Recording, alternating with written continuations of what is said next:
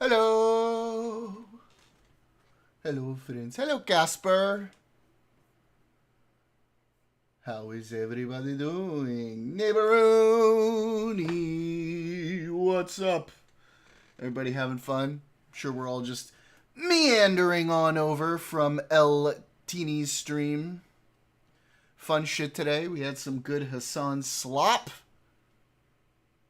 Talked some shit. It was good. It's a fun time. Fun times were had by all. Except for Hassan. Fuck him. I was surprised too when that guy asked about, like, do you think anti-Semitism on campuses is a problem? And Hassan was like, it's absolutely a problem. And I was like, okay, Hassan, all right, you get like 1% of a percent of respect for me for that one. Not much more than that though, but you get that, a little bit, tiny little bit. Mm-hmm. So how are you guys doing? We gonna look at some tariffs shit. We gonna look at some pharmaceutical shit. Then we'll see if anybody has any hot takes for debate. And if we have any time left, maybe we'll keep watching some video shit. I also, oh yeah, I wanted to rant at some point about the Parker and Dean shit again, because it keeps going. And it's just so fucking stupid. And I hate it. I hate it. It's so dumb.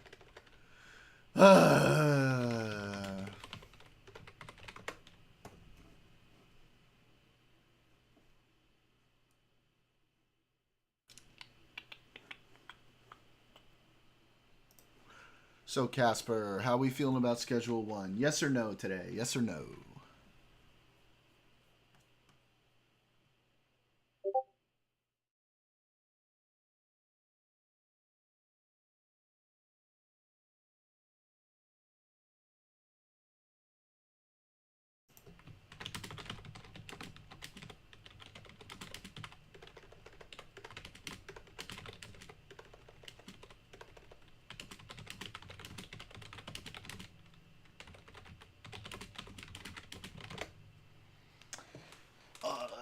I guess Tiny's going a little bit over, so it's going to be a second before we get the normal crew. While we're waiting, Neighbor Rooney, Casper, is there anything you guys want me to talk about now before everyone shows up?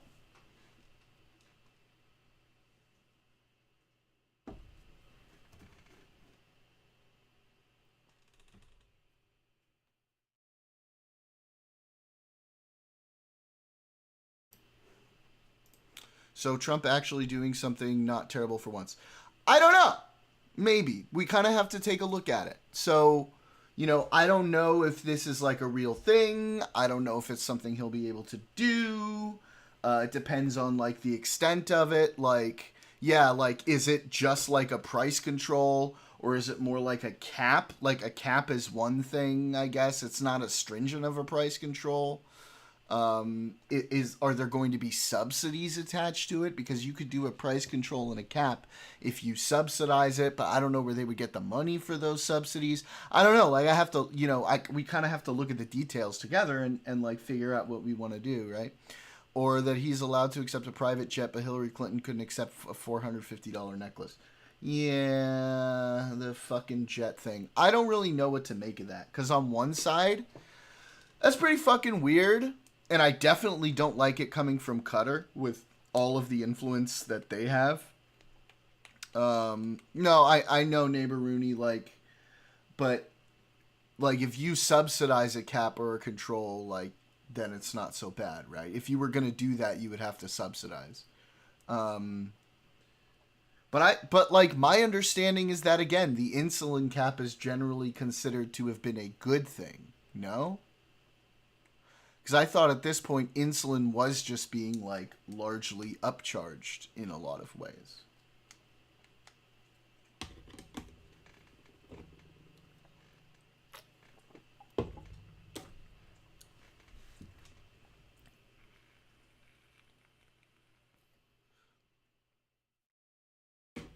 I mean, what he should have done, the smartest thing to do would have been signing an executive order allowing, um, insurance companies and like Medicare and Medicaid to just negotiate on prices. Just allow that.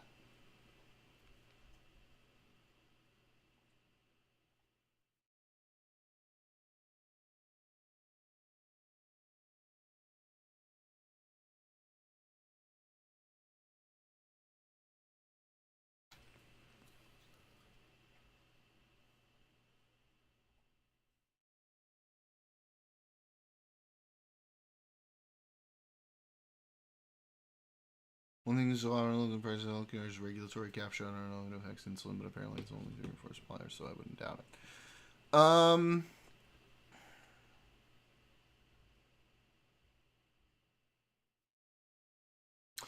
Yes, but isn't there also like a really big problem with sort of like pharmaceutical middlemen, like pharmacy middlemen? Isn't there like this entire group of different sort of what are they called? PBMs, yeah. Aren't they like one of the big reasons why these things are so expensive? Is my understanding is they add like a huge markup to the cost. Are we sure he actually knows what EOs are supposed to be, or are they all just proclamations for the king? I don't know if he understands. I get the feeling that a lot of what he does is like throwing things at the wall and seeing what sticks. Like he probably knows certain things won't work, but he tries them out anyway just to see if he can get them through. Yeah. So like, I guess my question, neighbor Rooney, is like, why are we not going after those people? Is it just because of the big financial hit to markets by wiping out these massive sort of corporations that do nothing but just pump up prices on stuff that we could do by just allowing these, insurance companies and Medicare and Medicaid to directly negotiate with pharmaceutical companies?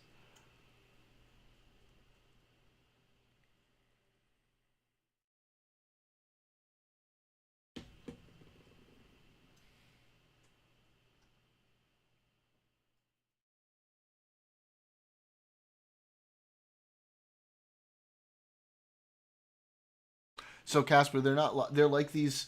The insurance so the pharmaceutical companies. Uh, these all in podcast guys are mega shitheads for the sisters talk on regulatory capture by Bill Gurley.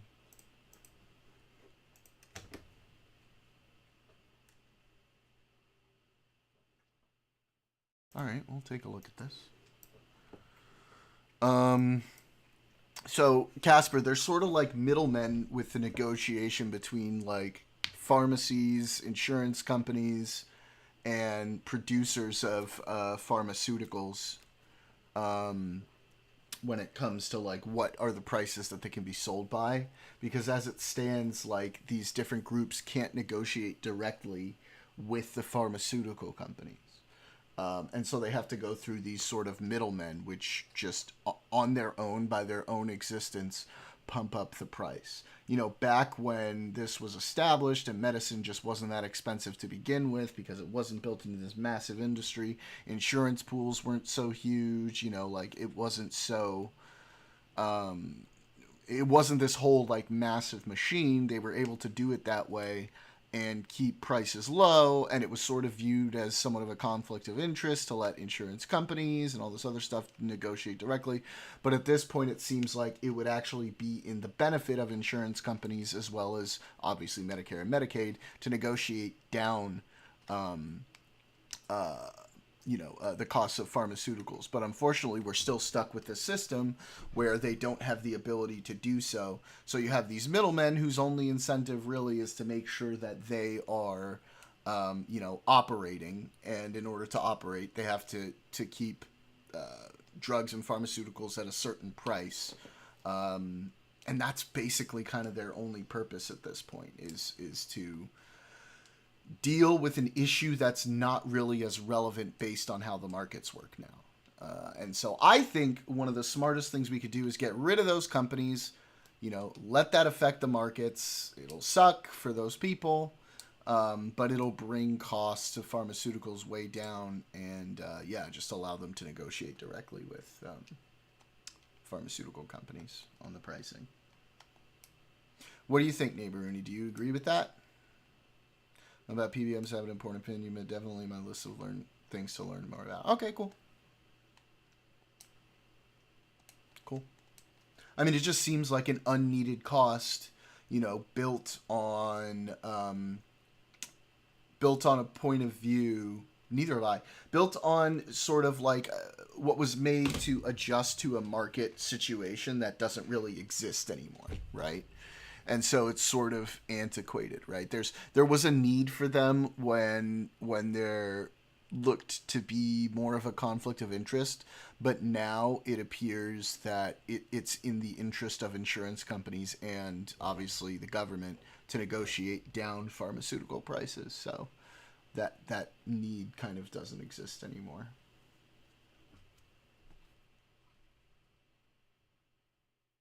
At least the way I see it. Anyway, let's take a look at this. Let's have a little look at this. Enough to become a venture capitalist in '98. And the entire, first year of my career, I had zero interest in interacting with any form of government. It didn't seem necessary for what I was trying to do. I was working with founders and software and technology. I didn't see what it would bring me. Until one day where I ran into an issue, which I'll tell you about later, that required me to understand what was going on in Washington. So I checked in with a few advisors. They introduced me to this lawyer in D.C. Turns out D.C. lawyers do a lot of things that aren't lawyering. And he listened to what I have. He said, I'll call you back. He calls me back. My uncle's a D.C. lawyer. He does a lot of lawyering stuff, okay? He says, Bill, I got exactly what you need. I found a congressman on the committee that matters to what you're talking about, and I can set up a meeting. I go, great, I'll fly out. He goes, no, don't fly out. He's coming to you. I go, he's coming to me? That's pretty nice. He goes, do you have a conference room? I said, I'm a venture capitalist. We have lots of conference rooms. So he said, I need you to get some people together, and here's the catch. They need to bring $5,000 each. Hung up the phone. Started thinking, all right, I got 6 people. We got board members, CEO, $5,000, $30,000. He called me back next week. How's it going? Great, I got 6 people, $5,000 ready to go. He goes, most of these meetings have 10 to 12 people. I said, shit. Like now I'm inviting people that don't even have anything to do with this thing and like having to help them out. I'm up to 60K, I hang up. He called me back a week later. He goes, Bill, how's it going? I go, shit, I got 12 people. Everybody's got a check. We're ready to go. I'm losing interest at this point. He goes, do they have spouses? I'm like, what kind of question is this? Do they have spouses? He goes, yeah, let's have their spouses write $5,000 each. I go, our conference room's not big enough for the spouses. He goes, they don't have to come. This is a true story, by the way. True story. And it would go on to happen 2 more times in my life, and then I stopped meeting with congressmen.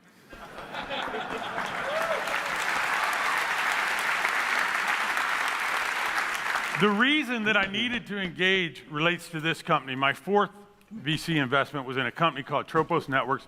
We had industrial-grade mesh Wi-Fi. You could mount it on a telephone pole and bathe the city in Wi-Fi, broadband. It was awesome. We were so excited about it. We were changing the world. It was disruptive. Google got excited about it. Earthlink got excited about it. But the customer I loved the most that got excited about it were mayors.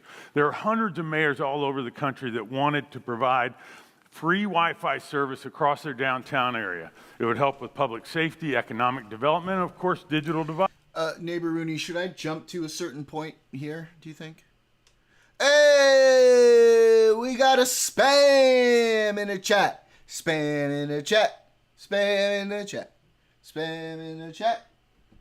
Let's go. Spammity spam.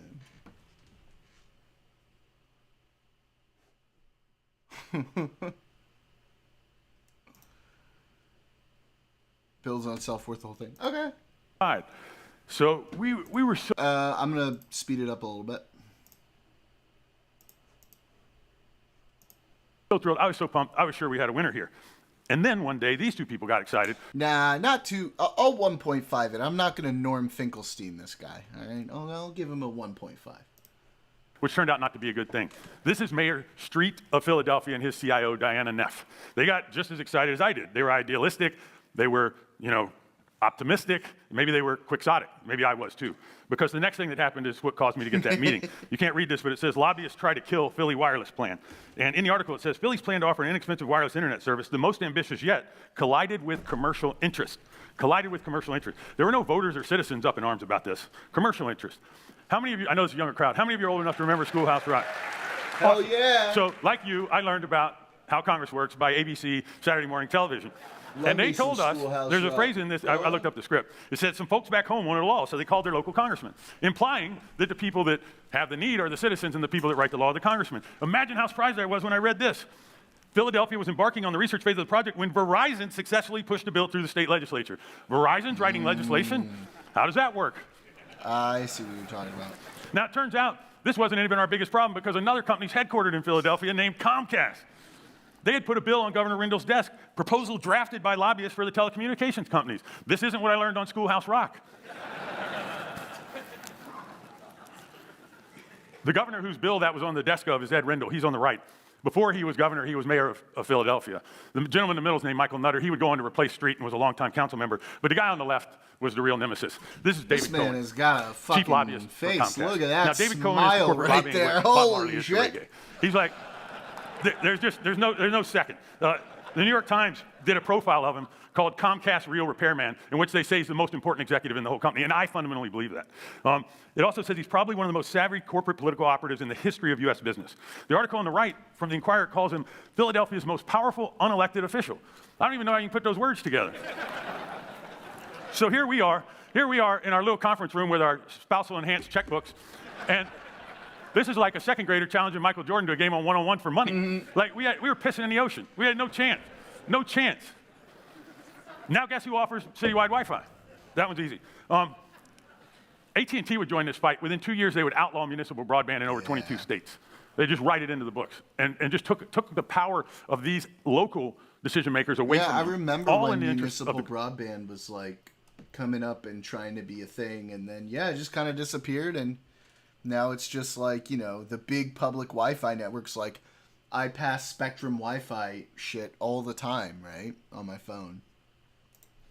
Of the commercial interest, not the citizen. I want to talk about another piece of telecom legislation. My partnership back in those days invested in telecom equipment, and so we were very interested in telecommunications. Tricky Bill. Look at him. Ah, man. I wonder what this world would have been. I really wonder what this world would have been with this based motherfucker right here. Communications Act of 1996. This was heralded as the most important telecommunications reform in 62 years. Now this one's simple. I'm just going to use the headlines from Wikipedia. The Telecommunications Act of 1996 had two goals: to promote competition and to encourage the rapid development of new technologies. Let's see how things went. In 1996, the top four had 48% market share. 4 or 5 years later, after this heralded legislation, they're up to 85%. That didn't work. Let's check in on the second one. Were they promoting innovation? This is a chart of VC dollars into telecom equipment. This used to be 15% of what VCs did. Within 10 years, it had gone below 1%, and a year later, the MPCA stopped tracking it. Now, if you want to talk to one of the expert VCs in telecommunications equipment, it'll be easy to do because they're retired. This market's gone. There is no more innovation in telecom equipment. So what happens here? How can you possibly have a super important bill signed by and implemented by one of the most heralded presidents that we've in our generation that doesn't just fail? Failing would be things stay the same and you don't accomplish the goal. This did even worse. It created the opposite thing of what it was supposed to go do. Let me introduce you to George Stigler. He's the 1982 Nobel Prize winner in economics and the father of regulatory capture. This is his most famous quote. As a rule, regulation is acquired by the industry and is designed and operated primarily for its benefit. I like to say regulation is the friend of the incumbent. Quick audience interaction moment. That's the one thing I want you to take away. So on the count of three, scream, regulation is the friend of the incumbent. 1, 2, 3. Yes. Amen. All right. So this is the only slide I have with bullets because this is going to be a 2-minute regulatory capture 101, all from George Stigler's notes. The first thing he says, in regulatory capture, special interest is prioritized over the general. I really tend to not like those sweeping generalizations. There is a place for good, smart, helpful regulation. The problem is there's a lot of regulation that is not good, smart, and helpful, that is a friend to, entrenched companies and things like that. Good regulation promotes competition. Good regulation protects, the working class from being abused by the upper class, right? That's what good regulation is. We need those things. Those things are important, right? But obviously, there's a lot of regulation that favors, as you said, the incumbent. And that's the kind of thing we definitely need to get rid of. But like the sweeping idea, see, it's always like all of these political positions, it's always like an all or nothing point of view, right? Like Democrats are like, regulate everything. Oh, we need more regulation. All the regulation is good. Republicans are like, oh my God, no, fucking anarchy. Let's have no regulation at all. All of it's fucking dumb. Now, one of the cool things that I like is there are Democrats now that are really talking about smart regulation. I think Katie Porter talks about this a lot. She says, look, we need to get rid of regulations that are stopping businesses from performing well, that are affecting, housing prices, for example, in a negative way in California.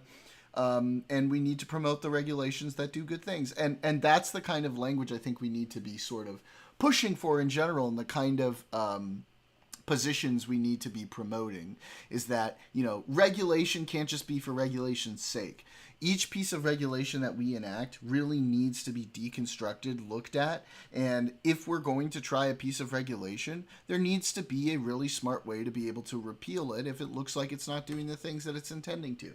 A focus on smart, helpful regulation is going to be good for everybody. But just sort of haphazard regulation or no regulation at all is going to hurt. Interest of the public. Sound familiar from my other stories? Leading to a net loss for society. A net loss for... This should be generalizations overall pretty sensible. Yeah, I mean, like the reasoning that he gets to for that. Hey, Cosmic, welcome. The reasoning that he gets to for that, for that position makes a lot of sense, right? It's just his conclusion is a little extreme and creates a different problem. Society, that's important. The two mechanisms they usually use is the second bullet, limited market entry and price protection, or even price increases, which I'll show you more of. And then the mechanisms of influence are money, made worse by Citizens United, exposure, just time around people, and then 3, revolving doors. We've all just kind of become okay with Citizens United, which really sucks. Look, part of me says you should be, like, there shouldn't be too many restrictions on, like, how you want to spend your money as a corporation, I guess, for lobbying and PACs and shit like that. But then the other side of me shows the obvious problem of, okay, well, if there's no limits on that, then regular people are never going to be able to match up with that. And the interests just get entirely taken away from the people and go towards large interests. So we can deconstruct it, Cosmic, the good and the bad. This is super important, and I'll show you one great example of that. It's people moving in and out. When they interviewed Christie on the pod the other day, they were talking about this in the military. All right. Well, what about restructuring it, neighbor? This is a piece of Morgan Stanley research from... Because I agree, like there's a level of that, right? But I think maybe there should be caps. There definitely should be caps, right? Like more realistic caps on what can be provided or done. I don't know. 1999, someone took the time to go study 5 pieces of major U.S. legislation that had happened over the years and how the incumbent stocks did after the... Cosmic, you do not believe in unrestricted free speech. You've said this before. You say you don't believe in unrestricted free speech, but then every time anybody looks at how to have like smart limits on the imbalance in being able to express free speech that's afforded to one group versus another and address that balance, it's a cap on free speech. Can we just think critically about this instead of making it just like a blanket position. I think the decision was directionally correct, but there's been a gap left in its place. Yeah. Legislation. And let's just steal a few sentences from this. Conclude that landmark regulatory action has a tendency to improve returns for the largest players in the targeted industry. Long-term investors should consider capitalizing on any temporary weakness caused by market reaction to regulation. Many attempts to increase competition or improve customer experience have failed. This is reinforcing what Stigler taught us. Here's a very simple, quick one. Number of new banks in the US, 2009, nothing. Dodd-Frank. Like, that's what happens. All right, two really good stories. You might not even believe them because they're so outlandish. Does everyone know who Epic is? It's hard to know because they're not public. It's a very large private company in Wisconsin that is the largest player in medical EHR software, medical records, and this is their CEO, Judith Faulkner. Now, get the year right, 2009, Obama put her on his health. So you're saying there is not a gap between the ability for larger donors to promote their own positions versus individuals, because that's my claim. And if you're saying that's wrong, provide the data. IT counsel. She was the only corporate representative. Should not surprise you that she's a major donor to Obama. Now, Obama passed the American Recovery Act. That was his big piece of stimulus, kind of like Biden's Inflation Act that happened recently. And tucked underneath that, easy to hide in this big bill, is an act that was, the acronym's high tech. It's this health information technology thing.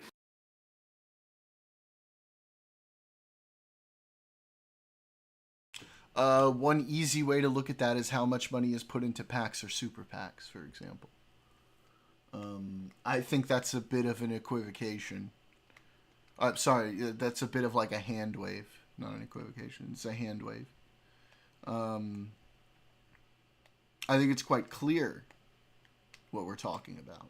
The ability for a large corporation to pump billions of dollars into a PAC to push its own interests is completely disproportionate with the ability for individuals to push things that are in their own interests, right? Like, you can donate, but a lot of people don't have the money to donate. A lot of people don't have the ability to start putting money into things. I mean, like, there's absolutely a mismatch here. I think that's a real one. And again, like Neighboruni said, it was directionally correct. You want to be able to give corporations and groups the ability to exercise their free speech, but there needs to be a balance struck so that it's not disproportionate. And then they created an agency called ONC that oversaw it. Now, this is the part you're not going to believe. They came up with a brilliant idea. I have to assume she helped encourage this. Doctors would receive $44,000 each if they bought software. $38 billion. This is true. You can look it up. I'm not making it up. $44,000, you give it to a doctor, implement some software.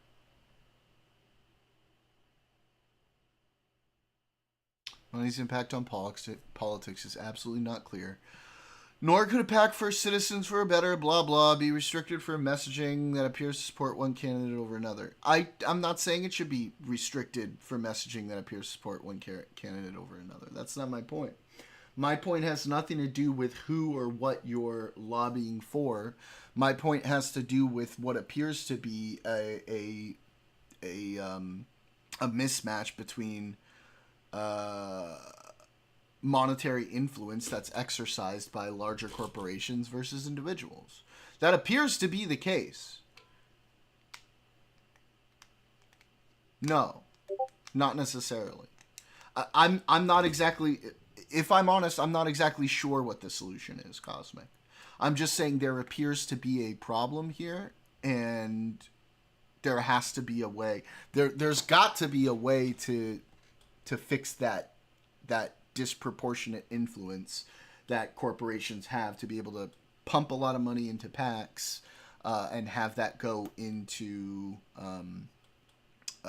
political messaging, political advertising. There has to be a way to even the playing field. It wasn't always like this, Cosmic.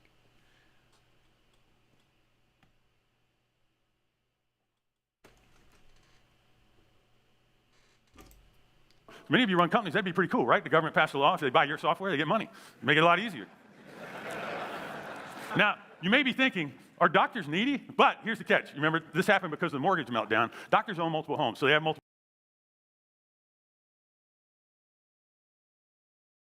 I'll happily admit the media and the people are broken. I have no problem saying that. I completely agree. One of the things I say a lot, Cosmic, is when I was younger, I grew up in politics. I grew up in a political family. And when I was growing up, one of the things I always said was when I would talk to my friends, like none of them were ever interested in politics, right? And I was like, man, I wish more and more people were interested in politics. I think it's so important. I wish more people paid attention to it. And then I got older, and that happened, and it's one of the biggest examples of be careful what you wish for. I agree the media and the people are broken, but that doesn't mean that there's not a disproportionate influence of money in politics to an extent. I'm not going to sit here like a fucking Chent person and be like, oh, my donors, oh, the donors, oh, the donors. That's not my point either. Like, I'm not taking that position either, right? I do think people also blow up the influence of donors in political spaces. I think they make it out to be like, this is the central, single, only problem, and if we fix this, everything would be okay. And I don't agree with that either, right? But I do think there is an imbalance, and it's something that we should find a way to address, to make it so that the people, that what happens for the interest of the people has a better voice in general, or at least appears to, even if it's a fucking placebo appears to have more of an influence, if it's not actually having an influence. And if you can provide me some data showing that there's not a mismatch there, I'll happily look at it. But from the way it looks, it does appear to be. Well, mortgages. So, they probably needed the assistant. Now, there's two more things about this act that are also unbelievable. First, there's a flaw. If someone said, I'm going to pay people to buy software, most people would be like, well, you're going to have a problem. They're going to buy it and they're not going to use it, right? Well, they thought of that. So guess what? The second phase, doctors got paid $17,000 more to prove they were using it. This is called meaningful use. It's plastered all over the website of all the HR vendors at the time. It gets even better.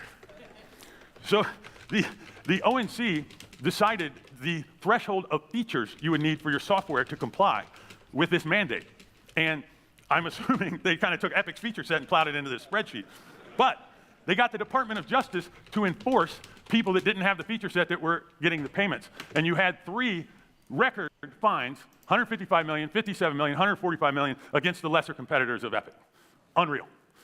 If you've studied the innovator's dilemma, the way startups disrupt is they come in with lower feature products, but a feature that really matters to the customer and a simpler product, and they move up. They put a brick wall there, so you couldn't come up. It's just amazing. Obama, in an interview with Ezra Klein, said this was the most disappointing part of Obamacare. I mean, I think if any of us were in the room when they scratched this thing out, I could have told them it would have failed. I mean, paying people to do stuff is just, it's not going to work. Now, you may ask, Everybody knows the most disappointing part of Obamacare was that the Republicans torpedoed the public option. Am I unhappy with Judith? I'm disgusted with it. But if I were a judge in the Olympic regulatory capture competition, I'm giving her a 10. This is fantastic. Fantastic. All right, one more. Revolving doors. There's one more. So many of you know what this is. This is a COVID rapid antigen test. Now, this is based on a very simple piece of technology. Hopefully, David will confirm. Oh, this isn't like weird shit, right, Neighboruni? Because YouTube freaks out with COVID stuff. Okay. Confirm this when he comes back up. Called a lateral flow assay. Now, this technology was developed 80 years ago in 1943, and it's a complete commodity. The packaging almost doesn't matter. You could probably use the strip without it. Now, before I tell you what happened in the US, let me tell you what happened in Europe. Germany leaned heavily into rapid tests. They got their scientists together, and they evaluated 122 different vendors and validated 96 of them. Here they are on the right, 96 different vendors that they okayed. And as a result, in the German market, you could buy 5 tests for 3.75 or 75 euro cents a test. UK leaned in as well. They got them in such numbers and so cheap, they distribute them to people's homes. So what was going on in the US? Around that time, the New York Times did a article like, here's what's going on with antigen tests. First of all, they fought them forever, and I think that may be captured as well, because the hospitals were making a ton of money on PCR tests. I think they made as much money as they did on vaccines, but that's another story. Here, it says all the manufacturings are ramping up production, but right now that they're hard to find. And then it lists which tests are available, and they only list 3 vendors: Abbott, Elemi, and Quidel. 3 vendors. Now, you can play along on your phone if you want to go on LinkedIn. This guy's name is Timothy Stenzel. Now, He works for the FDA, and he runs the group that oversees which antigen test gets approved. I know this because he would write scathing letters to the ones he rejected that you can also look up online. Now, guess what? You're not going to be surprised. 5 years at Quidel, 4 years at Abbott. It gets worse. President Biden decided finally to lean into antigen tests and authorized $2 billion to go purchase tests. He should have gone to Germany and bought them out of the stores, but instead,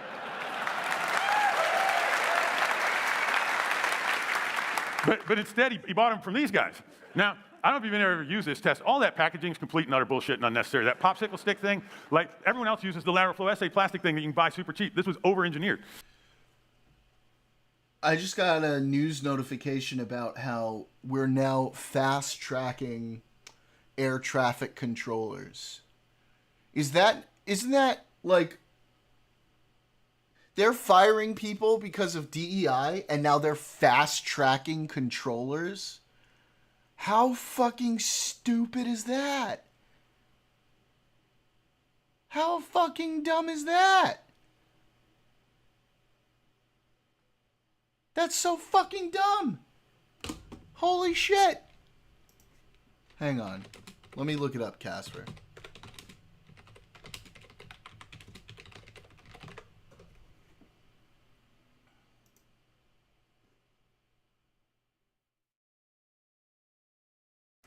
After their whole thing about DEI being that like less qualified people are getting hired, and now they're fast-tracking people to hire them to replace the people that they said weren't as qualified. I'm at a fucking loss. I'm at a fucking loss for words. That's insane. That's fucking insane.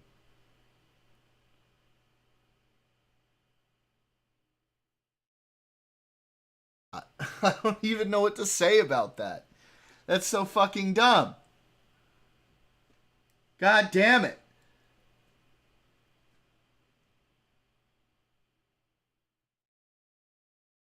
Yeah.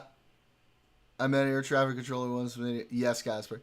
I met an air traffic controller once that made good money, but also somehow tried to scam me into just Amway MLM. No! No! Listen. MLMs for millennials are like a rite of passage. You got to do it at least once, okay? I had a roommate who did the Vima thing, and he got so into it, and I was like, oh, this sounds cool. This sounds fun. Maybe I'll make some money. I bought like one package of the thing, and I was like, this is retarded. I'm never going to make any money from this. And I never bought another package. I was like, this is so dumb. It's like a rite of passage. Cutco, and when I was 18. Yep, you got to do it once. You got to be that dumbass at least one time. And then you'll be like, okay, this was fucking dumb. I'll never do this shit again. Oh, my God. And then I got really pissed because the Wall Street Journal wrote an article that was a victory lap for Abbott's antigen test execution and how well they did in the market. And I've never met Brianna or Peter, but I hope they get to watch this because Tiny's the first thing they should have done. done in the article was put a big picture of Timothy Stenzel. Casper, jump on in there. Tell people to come on over. Because that's why this thing worked. And they write the eye-catching card on a lollipop stick as if, oh, it was so cute, everyone bought it. Like, if you tried to sell that thing in Germany, how many would sell? 0. Like at $12 a test. Yesterday, just for kicks, I went online. This is Walgreens and CVS antigen tests. There's 7 tests. They're all exactly $23.99. What is that? That's not a marketplace. That's not open competition. I also went on Boots, the famous UK. The tests are about $1.50, $1.60 per today. So you have a 6x differential in these tests today. And by the way, I'm not even talking about the fact that our citizenry may have been, much enhanced by having rapid tests at a much lower price if they were treated as the commodity they were. Of course they weren't. Now, Washington's got its eyes on Silicon Valley, and it's from both sides. We got Lindsey Graham, we got Elizabeth Warren. There's an article here that says Marjorie Greene agrees with AOC, breaking up big tech. And you say, why? Why are they so interested in tech? This is a poll of voters. Voters don't care. Voters are more worried about the industries where there's a lot of regulatory capture, but they want to come after tech. I think I know why. I think they want them in the system, like the military, like finance, like telecom. They want them in the system because there's money. Now, if Elizabeth Warren attacks big tech, you think they might go fund the competitor. Then you probably can't read this, but this is open secrets. Spend time on open secrets. 4 of the top 10 contributors to Elizabeth Warren are Alphabet, Apple, Microsoft, Amazon. You attack them, they have to come to you. Some of our peers in Silicon Valley seem to want them to come too. I think they've read Stigler. Circle, please regulate us. Brian's on later, so. Yeah, I mean, that was really interesting. I see what you're talking about, and I agree. That's definitely a problem as well. I mean, when it just comes to like the medical industry is in general, there's so many barriers to bringing all of these prices down. It seems at this point there's so much work to be done. Like, where do you even start? And while I do appreciate Trump. I do appreciate Trump doing this EO and trying to bring things down. I think it's good to see him put that intention out there. I also don't know like how much is going to be done by it, right? I don't know like how much of it is like enforceable. It would be curious if there's any regulatory capture going on with insulin. Maybe we should take a look. I don't know how much of it is enforceable. I don't know like if it's something that would actually have to like go through Congress. My understanding is at this point it's more of just like a please drug companies prices, right? So like I don't know. Hey buddy, hey Daniel, how's it going? So yeah, we'll see. We'll see. Anyway. Take a look for it, Neighboruni. Shoot me something if you find something, and we can take a look.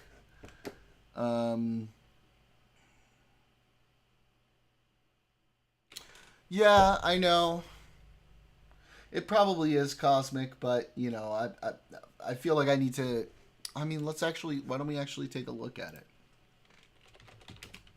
Oh, caps, no.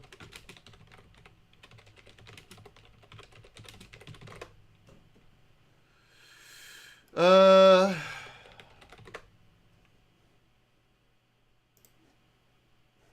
wait. Reuters. What you got for me, Reuters? What you got?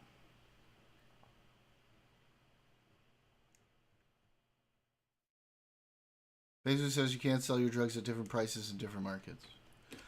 Signed a wide-reaching executive order on Monday directing drug makers to lower the prices of their medicines to align with what other countries pay.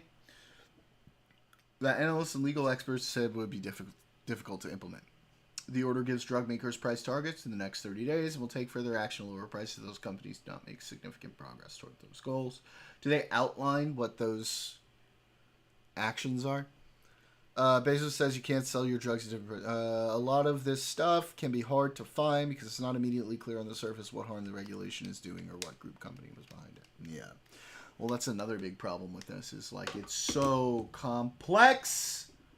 Like, where do we even go? Where do we even find all of the issues? We've had like decades and decades of building up all of these little bits and roadblocks and middlemen and all of these complicated in-between steps that make it so hard for us to figure out like the specific things that we need to do in order to bring those prices down.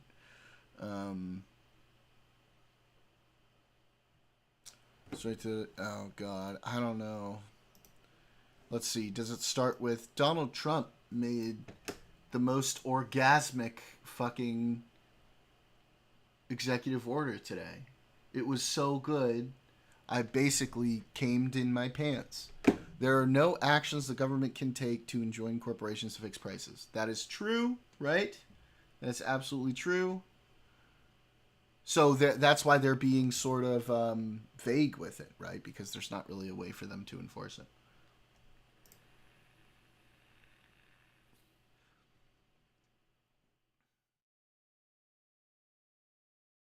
Okay, here we go.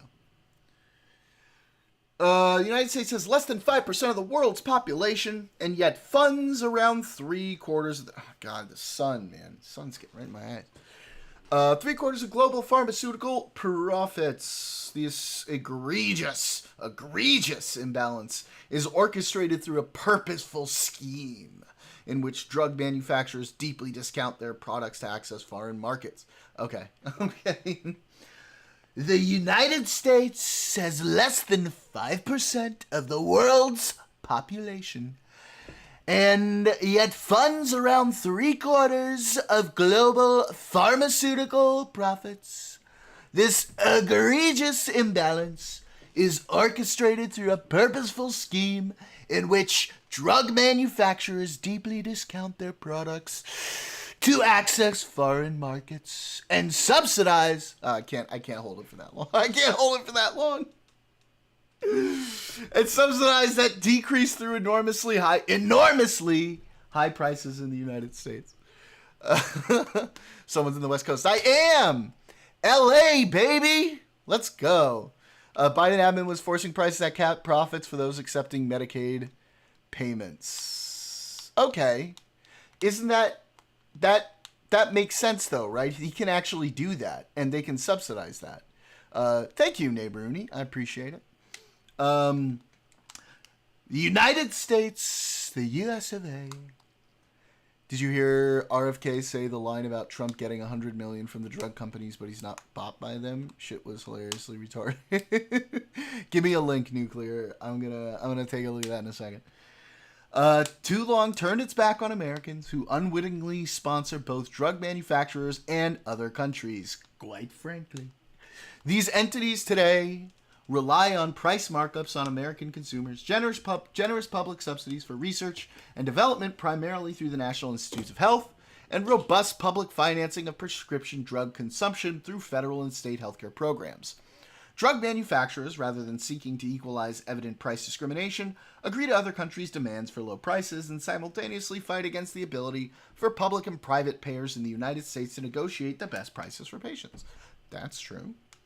The inflated prices in the United States fuel global innovation while foreign health systems get a free ride. Sorta. This abuse of Americans' generosity, who deserve low-cost pharmaceuticals on the same terms as other developed nations, must end. Americans will no longer be forced to pay almost 3 times more for the exact same medicines often made in the exact same factories as the largest purchaser of pharmaceuticals. Americans should get the best deal. Policy. Americans should not be forced to subsidize low-cost prescription drugs and biologics in other developed countries and face overcharges for the same... biologics. Non-human biologics. You remember that shit? And face overcharges for the same products in the United States. Americans must therefore have access to the most favored nation price for those products. My administration will take immediate steps to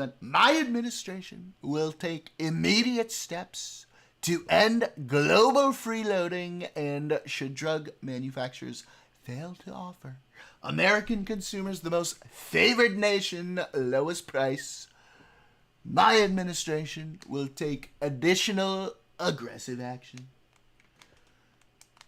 I'm not sure biologics are common in this day and age.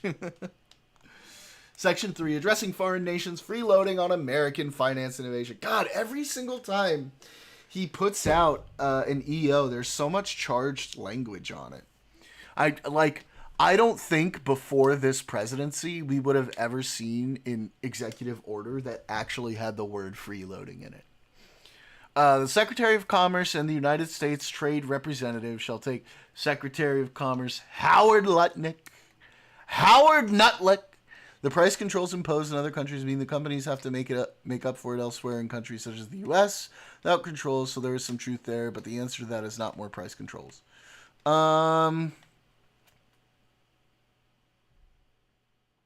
Sure. But doesn't China, I guess R&D obviously is a big cost of it, but doesn't China produce a lot of generic pharmaceuticals at extremely low production cost? Shall take all necessary and appropriate action to ensure foreign countries are not engaged in any act, policy, or practice that may be unreasonable or discriminatory, or that may impair United States national security, and that has the effect of forcing American patients to pay for a disproportionate amount of global pharmaceutical research and development, including by suppressing the price of pharmaceutical products below fair market value in foreign countries. Okay. Enabling... I don't think you can directly compare economies because the market equilibrium will differ from country to country. Yeah, but their production cost is lower, no? Just because it's cheaper to manufacture there. Like, one of the big reasons that it's so expensive here, right, is because they get, like, they spend all the money on the R&D, and then what happens is they patent it for a number of years, right, so they can sell it at that price to make up their labor and GDP is lower too. Yeah, of course, yeah. Think the manufacturer price is fixed. No, for what?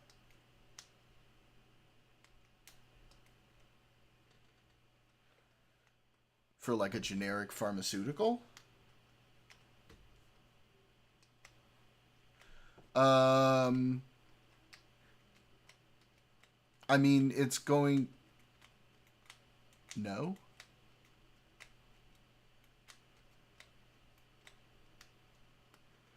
Oh. Cost of inputs will fluctuate. Yeah, that's what I was going to say. And it also depends, like, if your resources are more easily accessible within the borders of where you're making it. I think that's one of the reasons why China is able to do that, right? Is they have, like, a really... And I'm shooting from the hip on this one. But they have, like, a lot of natural resources that are better for manufacturing pharmaceuticals. And I could be wrong. Like, fact check me on that. This is not my best topic, okay? I'm shooting from the hip a lot on this one, all right? Enabling direct-to-consumer cost of inputs will... Yeah, I already read that. Nuclear, I'm going to take a look at that as soon as I finish reading this EO. Enabling direct-to-consumer sales to American patients at the most favored nation price to the extent consistent with law. Secretary of Health and Human Services... Well, to the extent consistent with law would then depend on what Congress does, because at this point, they can't do that. Shall facilitate direct-to-consumer purchasing programs for pharmaceutical manufacturers that sell their products to American patients at the most favored...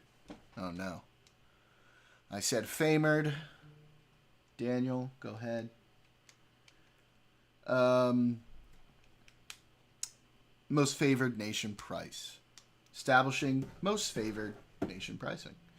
Within 30 days of the date of this order, the Secretary shall, in coordination with the Assistant to the President for Domestic Policy, the administration... Yeah, no, it's okay. I understand. I accept my punishment. And other relevant executive department and agency... 8.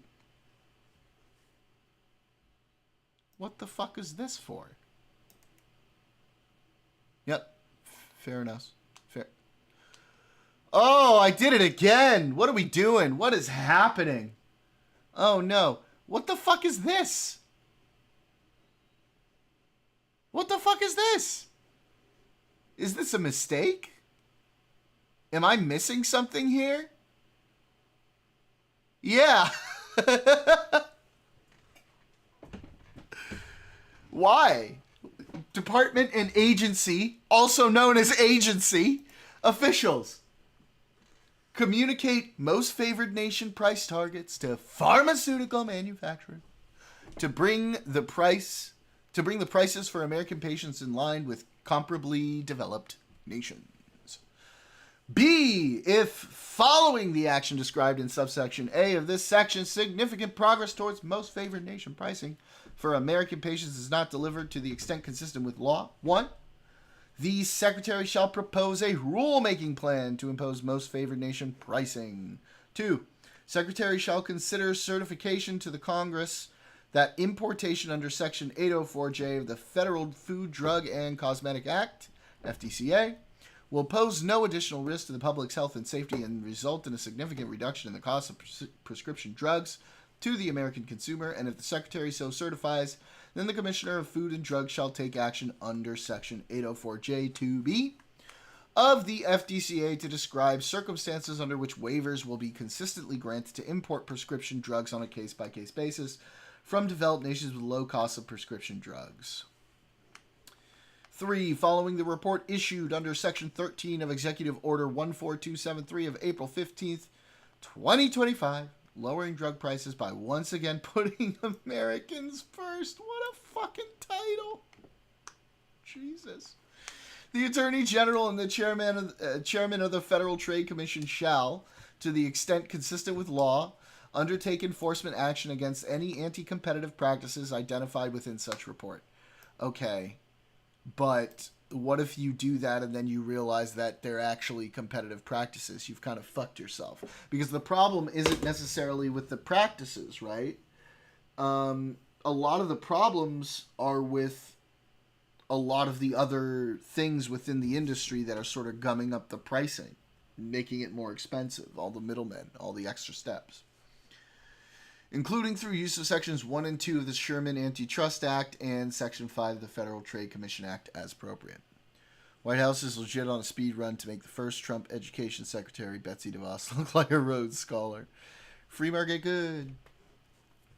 The Secretary of Commerce and the heads of other relevant agencies as necessary shall review and consider all necessary action regarding the export of pharmaceutical drugs or precursor material that may be fueling the global price discrimination. Okay. This actually seems good. Seems like someone should do this anyway.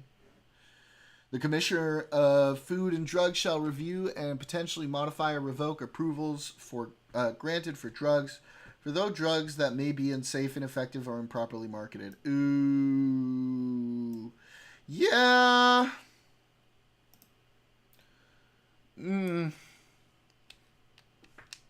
The FDA already does that. That's what the FDA is for. That's why they exist. That's going to be like no more vaccines and shit. Yikes. And the heads of agencies shall take all action available in coordination with the Assistant to the President for Domestic Policy to address global freeloading and price discrimination against American patients. Section 6, General Provisions. Yeah, RFK Jr. though. Nothing in this order shall be construed to impair or otherwise affect, 1, the authority granted by law to an executive department or agency or the head thereof. Look at this! Look at this! They're writing in their own fucking contingencies now. Because they know they're gonna get fucked by the courts on some of this stuff. Or the functions of the Director of the Office of Management and Budget relating to budgetary, administrative, or legislative proposals. B, this order shall be implemented consistent with applicable law and subject to the availability of appropriations. C, this order is not intended to and does not create any right or benefit substantive or procedural, enforceable at law or in equity by any party against the United States, its departments, agents, or entities, its officers, employees, or agents, or any other person. And D, the Department of Health and Human Services shall provide funding for publication of this order in the Federal Register. Great. Donaldus Jeremiah Trumpum.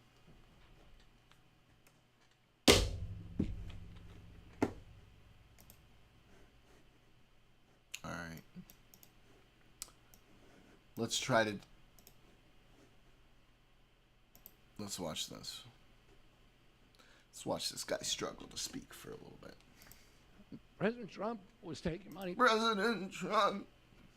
from the pharmaceutical industry, too. I think they gave you $100 million. But he can't be bought.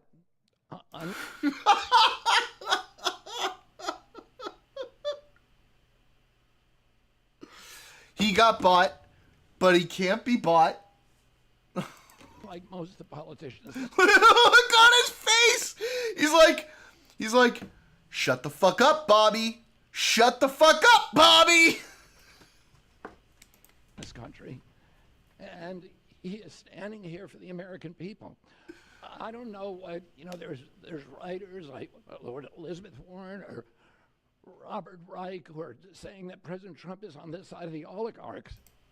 It's a $400 million jet bribe from Qatar. Bobby, that is not what I told you to say. He flipped his shit on him after that behind closed doors. He was like, what the fuck were you thinking? Is that worm? Has it taken over your whole brain? What the fuck? Okay. All right. Well, we'll see what happens here. You heard about the 747 they gifted him? Yeah. I know what you're talking about. Dang it! God dang it, Bobby. Damn it, Bobby. I sell propane. Oh my goodness. All right, what else? What else do we want to go over? Let's go over China.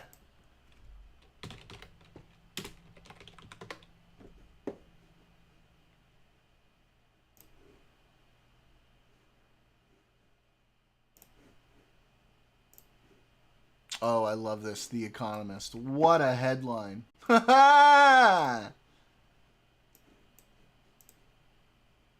What a headline. Such ratings. So good. Okay, so this is true. We fucked ourselves on this one a little bit. I have some notes here.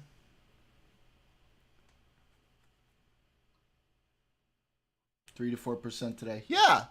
Markets wise, they're gonna respond positively to any reduction in the trade war.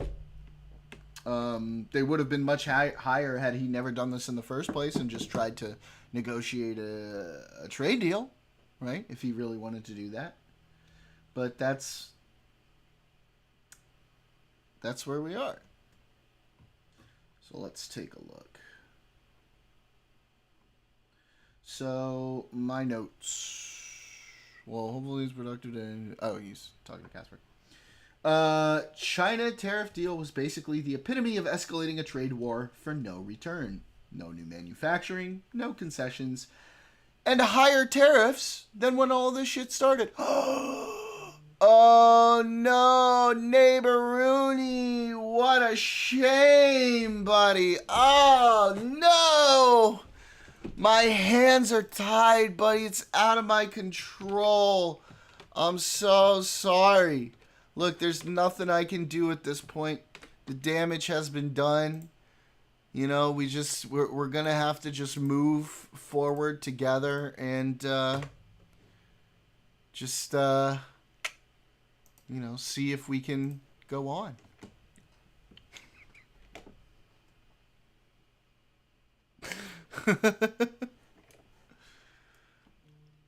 All right.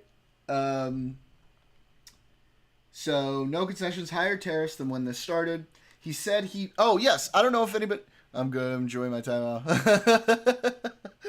Hey, look, it's not just you. Anybody who typos gets the treatment. It's just the way it is. I get it when I misspeak. It's just the way we do it in chat.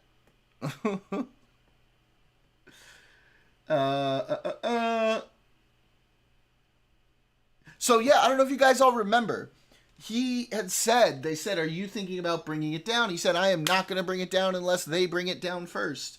But then he went to them to say, hey, let's negotiate to bring it down too. So he kind of caved on that a little bit, which, it is what it is. He said he wouldn't, and he did. I'm glad he did. It's better for the markets. Hopefully he caves more, because this is bad and shit's going to be more expensive. So now, and the other big thing about this, as it turned out, he did lower the tariffs first. Now, why is Morgan Freeman British there? Why did I do British Morgan Freeman? That was not good. That was bad. And now it feels like China knows that they have a stronger negotiating position because he's the one who kind of broke first. So he kind of screwed himself on that, and they're going to be in a better spot when coming to the table, it seems like. And it's still only a 90-day pause, so we still don't have closure. There's still uncertainty. So to give you a couple numbers, China, before all of this started, had a 6% tariff on U.S. goods. Now it's 10%. We still have a 30% tariff on goods. What exactly are we winning here? It doesn't seem like they negotiated anything new. It doesn't seem like they fixed any of the outstanding issues that they claimed we had. It just seems like we're not only not back where we started, but a little worse off than where we started. It's just kind of shit. This is just like, oh man, it's just like the UK situation. Although in the UK situation, it was an even worse deal because in the UK situation, okay, in the UK situation, our tariffs on UK goods went up, their tariffs on our goods went down. So they're benefiting and we're hurting. It's just, it's beyond me. I don't understand. I don't understand. Oh, fuck you with the free trial. Art of the deal, okay? I wrote it. I wrote it.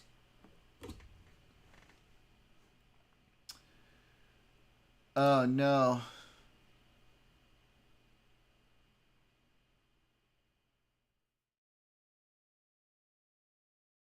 I haven't seen a lot of boats, okay? Not a lot of boats. Not too many boats.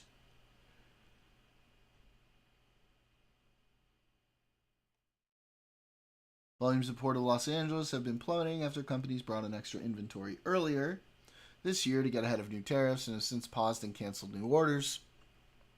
Drop in demand has led shipping companies to cancel dozens of sailings in the coming weeks. Ports executive, well, that kind of makes sense. 25% year over year. You said a move to temporarily lower the base tariff rate on Chinese imports to 30% from 145% announced Monday is unlikely to lead to a sudden surge in cargo volume. Even at a 30% tariff with a 90-day reprieve, it's not going to dramatically change what we're seeing right now. Might use this moment to restock. Yeah, for the 90 days. But your refrigerator, outdoor, patio set, regular stuff is not just going to come and flood the marketplace because we've gone from 145 to 30%. Short-term relief. Yeah, they might rush inventory to stock up.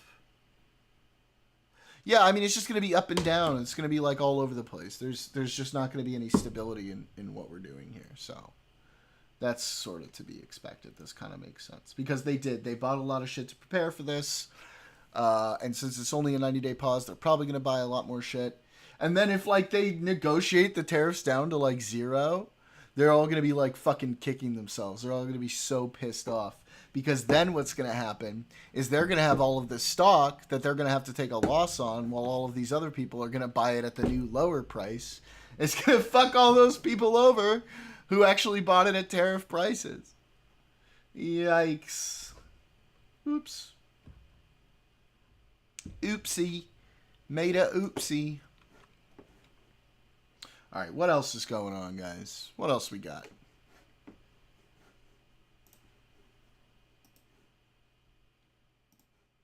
Let's do some dailies. While you guys think of some new shit to talk about, we'll do some dailies.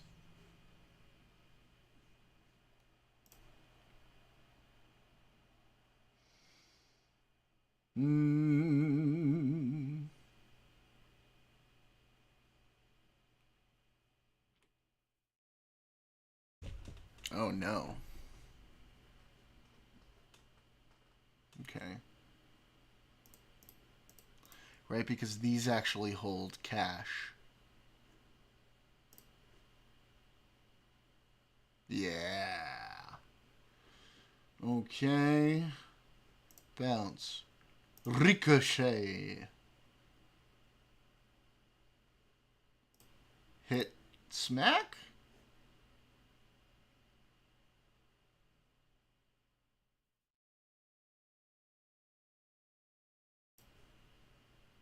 Nope.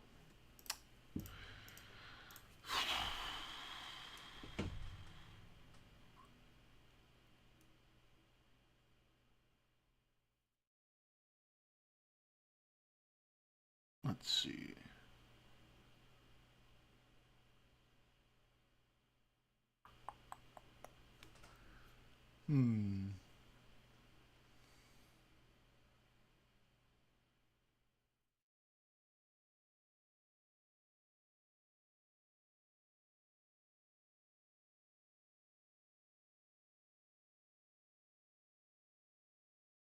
Page view. Click.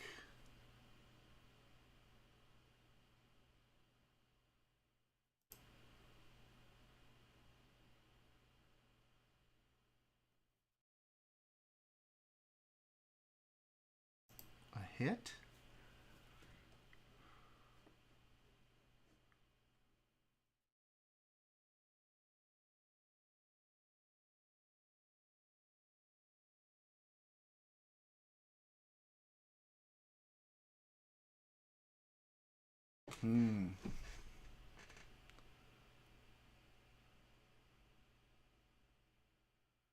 Oh, good for you, bud. Uh.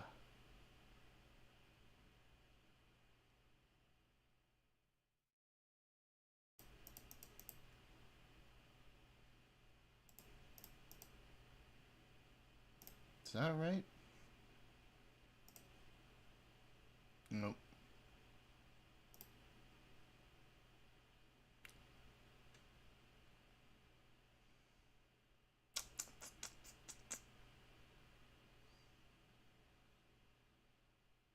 Oh, smack. Yeah. Duh. Okay. Bounce.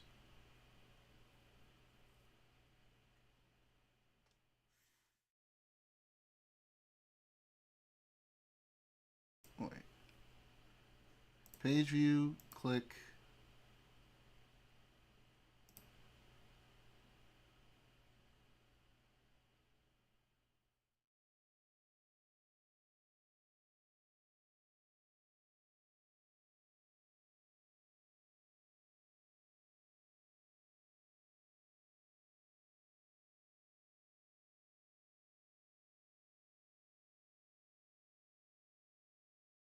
Mm.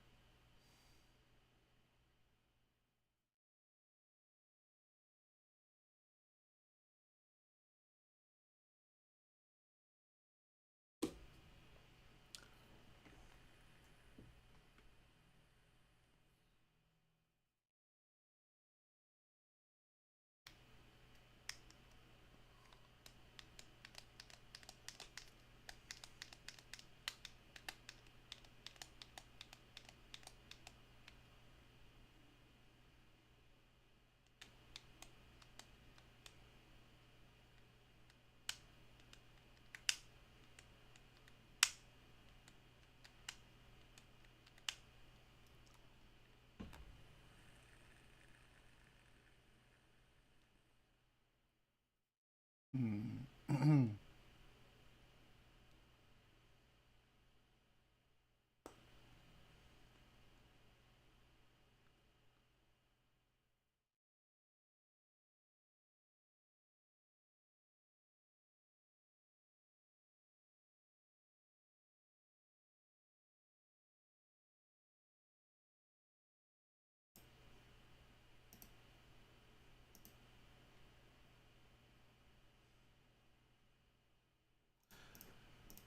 Feel like I already did that one. Right? Oh, no, I didn't. Oh, okay. Fuck. I fucked myself. Okay. I got it. Okay, I got it. I got it. I got it. All right.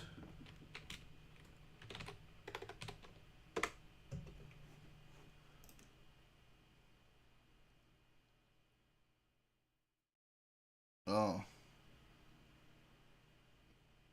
What?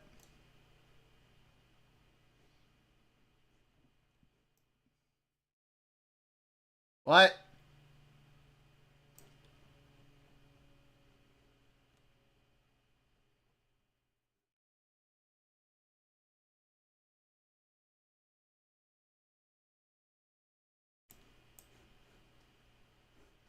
gotta be like in Canada, right?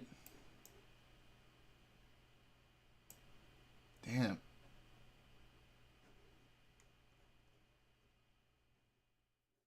Gotta be like 2011.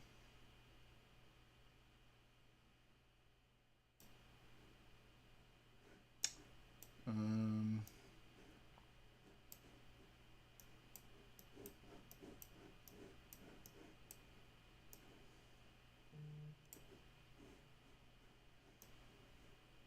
shit. Maybe Alaska?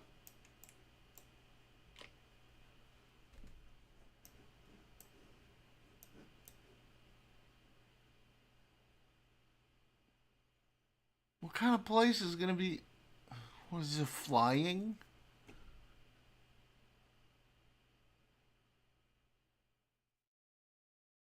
Flying times?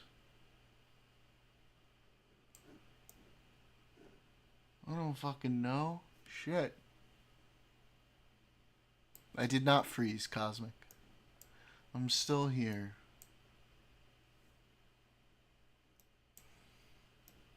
You missed one of them. Gonna be 6 hours from LA. Let's see. LA to Washington is around 5 hours. That's gonna be like here. So like maybe here-ish. Around here. Ugh.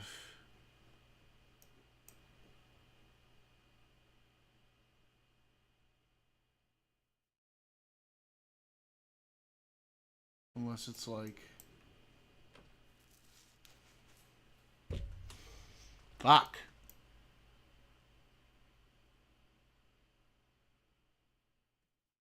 This is so Toronto.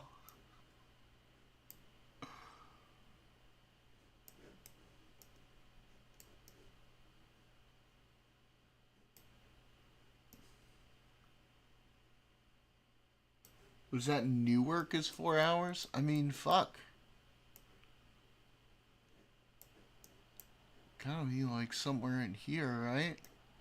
Like the middle of Canada. Right? Fuck. I don't know. Or New York. That's New York, probably. Okay. 4 hours to New York. It's gotta be like somewhere over here, right?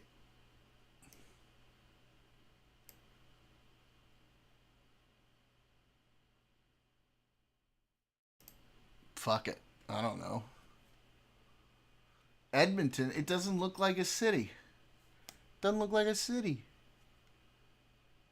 Edmonton? 4 hours from New York? I don't think so. I'm gonna go with this. Oh, Greenland? Ah, we were all off.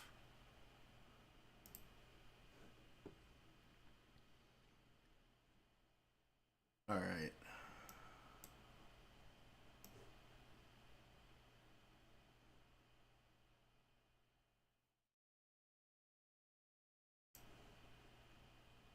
This is London. Is London. See if we can get a year here.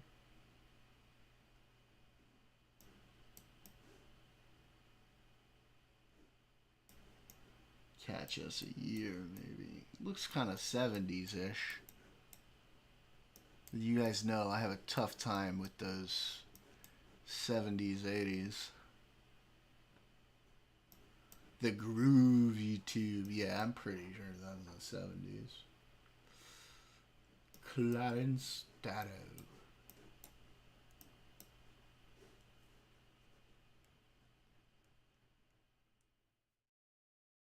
This could be like the middle of London. I don't know where though.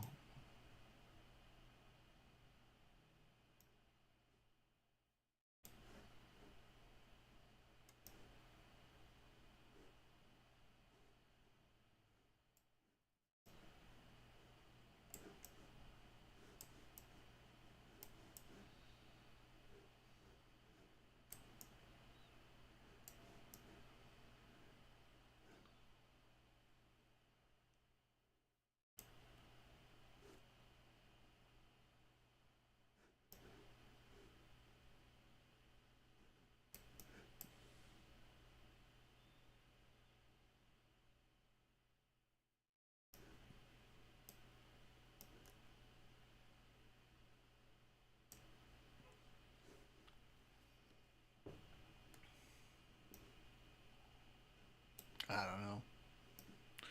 We're going.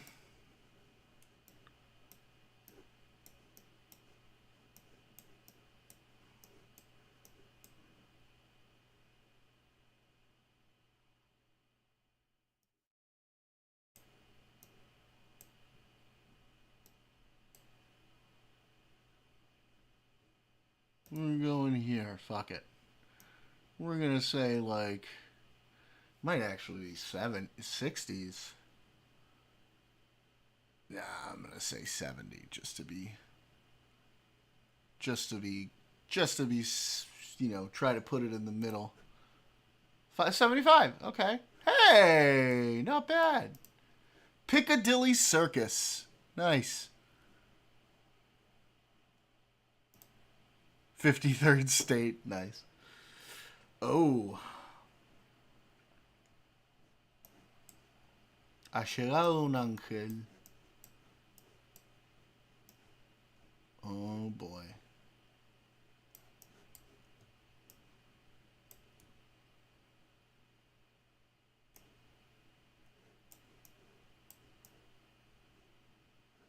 Oh boy.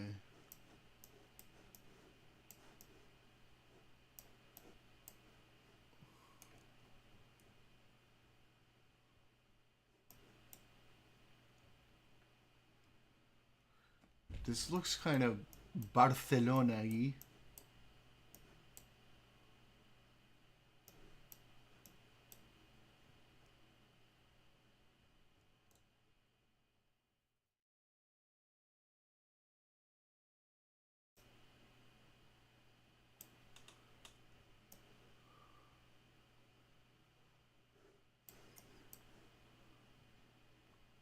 Damn.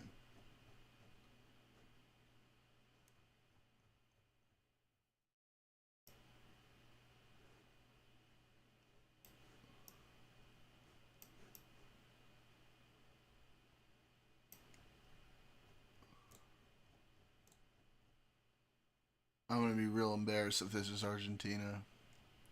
I'm going to be real embarrassed if this is Argentina.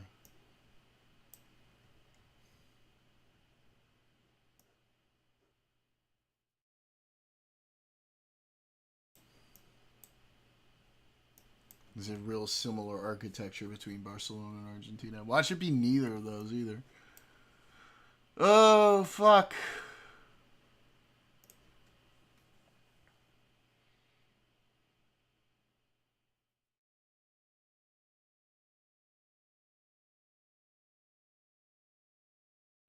It's gotta be like the...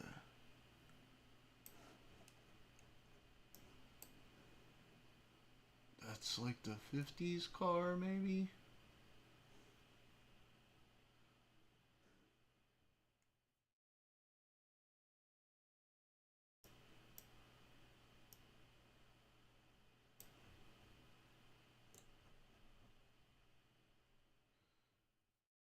There's like no hints.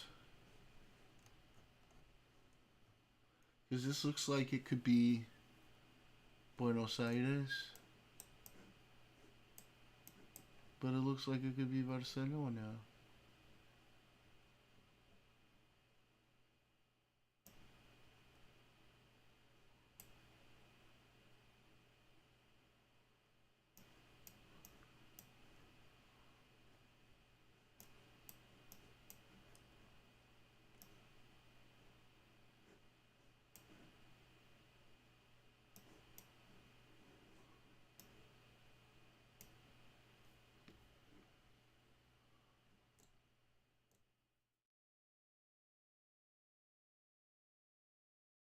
Fuck.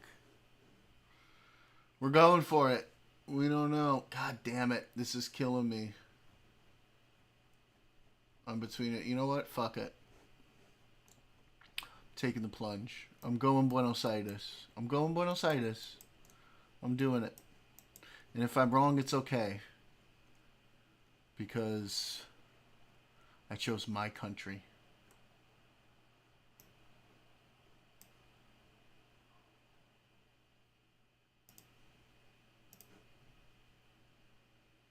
No!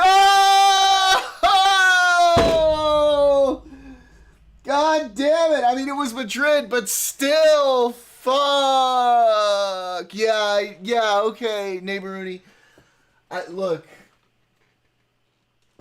I fucked up. I couldn't. Oh.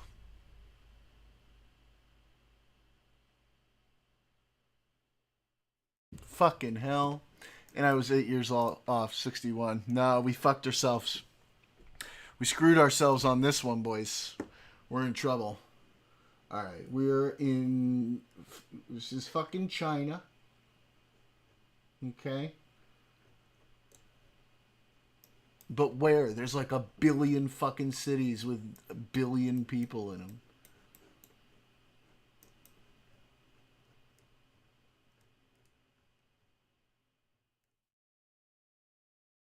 This is like the 60s, right?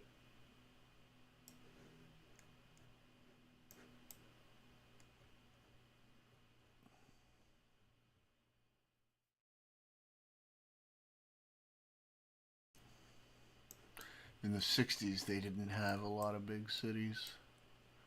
We'll say Shanghai because we don't fucking know, right?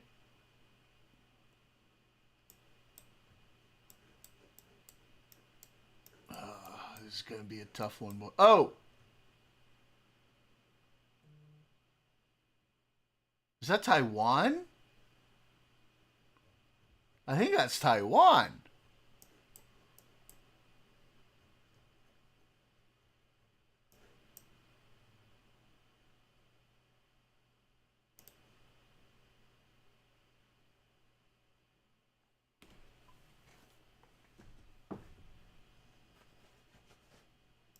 Maybe move this up a little bit.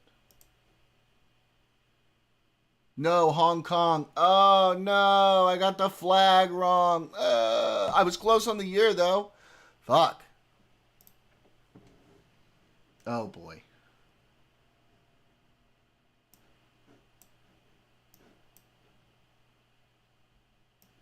All right. Okay.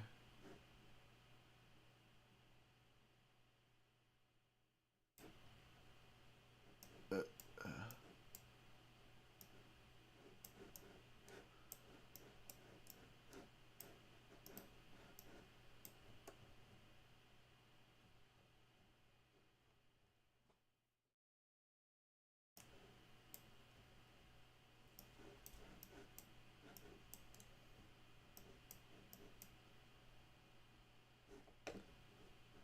it's got to be like the 30s or 40s. Say 35. And is it England or the U.S.?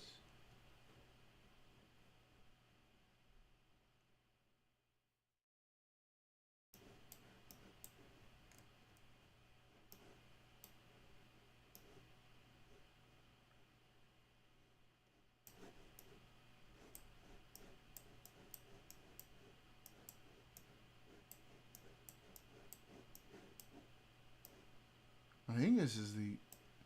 That looks like American stuff, but like these don't look like American uniforms.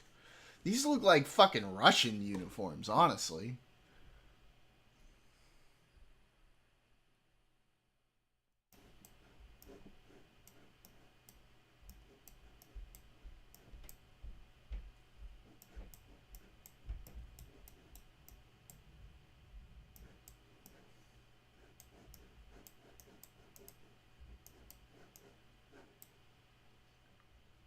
What's crazy is like most of the people in this photo are fucking dead.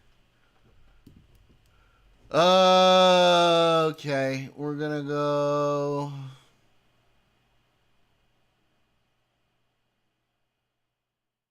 I'm gonna say London again because we don't fucking know. God damn it.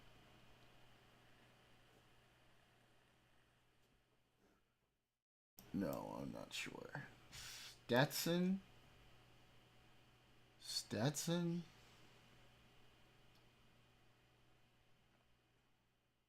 That's American, right? But then there's like a bunch of European names. I'm so confused.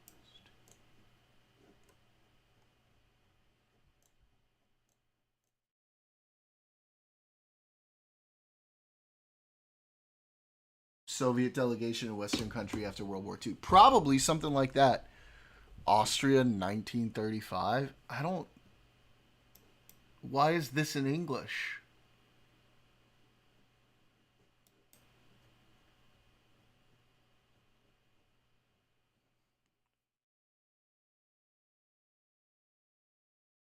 Fuck it. We're doing it.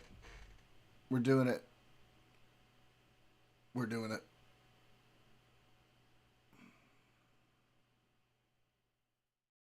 Maybe it is the 40s.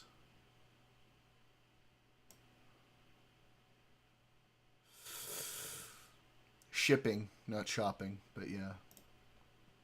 No, it was 59? Amsterdam? What? We're way off today, boys. Oof. Rough one. Rough one. Not our best attempt. Not our best. We've done better. All right, let's see. What do we got? I saw some links in here earlier. Some link. We watch. I've got news for you. They got the bigger news of the week. What is that, Cosmic? Also done worse. True.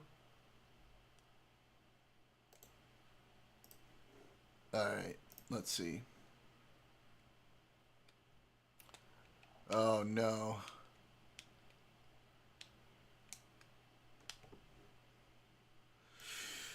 Oh boy. I hope this is a good choice.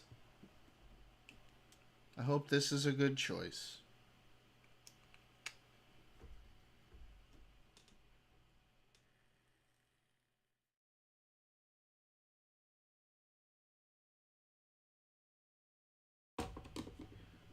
Poor Kurds, bro. Give them a country. Fuck. Let them have a fucking country, honestly.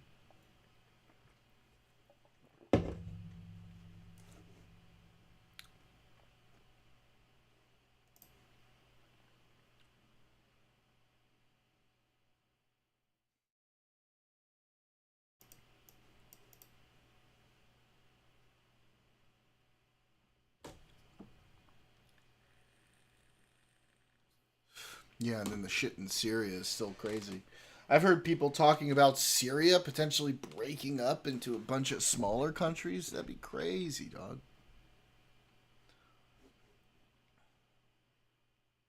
I don't know. I feel like, yes, obviously insurgencies are probably not so great, but the Kurds get fucked over so bad all the time. Well, the Druids can finally have their own state.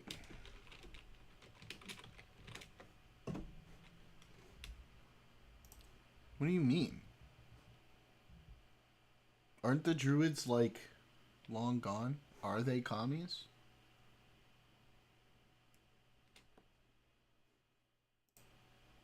Oh, the Druze. Yeah. The Druze should have a state in, like, former Syria. Because right now, the only people protecting the Druze are the Israelis.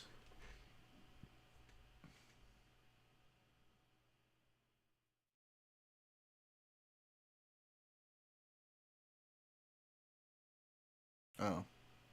I feel like right now their position is more about protecting the Kurds rather than, pushing for a workers' revolution. Is my guess, I think.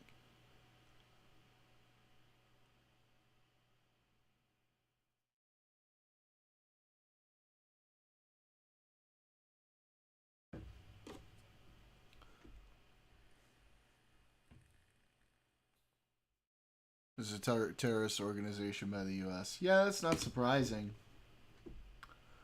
Like against because the U.S. generally has good relationships with Turkey. No, As much as we don't like Erdogan, I think we have like diplomatic relations with Turkey. Anything like the IRA and hurted civilians and fuck them. Yeah, I guess I would agree with that. I don't really know too much about the shit that they've done.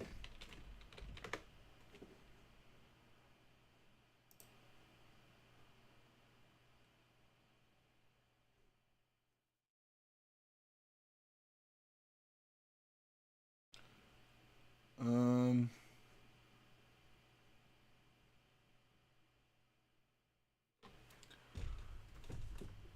Oh, okay, yeah, these guys are scumbags.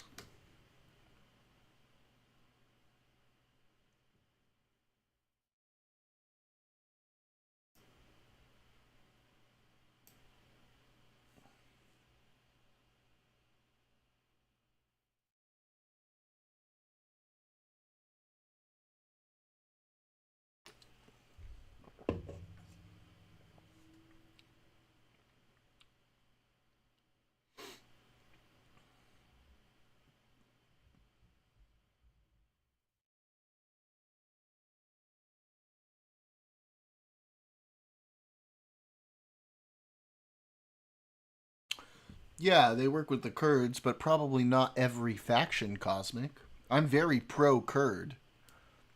I'm not necessarily going to be pro Kurd terrorist group.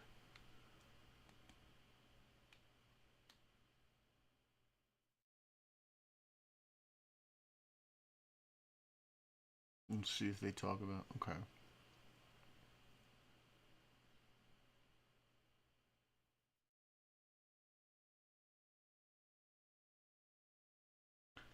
Teaching civil servants using suicide bombers, recruiting child soldiers.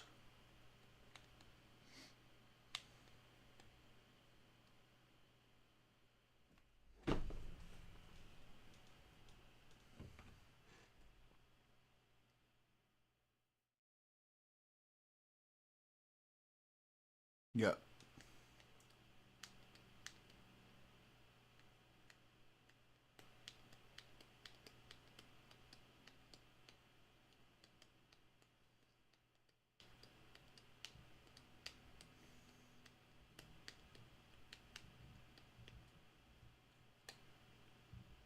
Yeah, this is all very important. You guys want to watch some slop?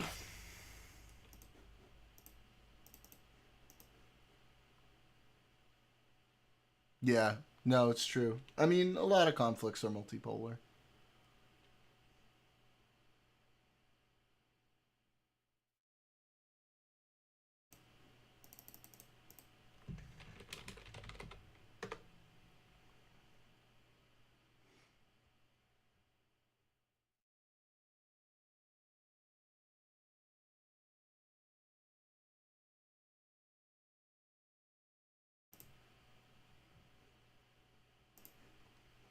I'm kind of weirdly obsessed with the fucking Dean and Parker slop. I can't put it down. I can't stop. It's so cringe.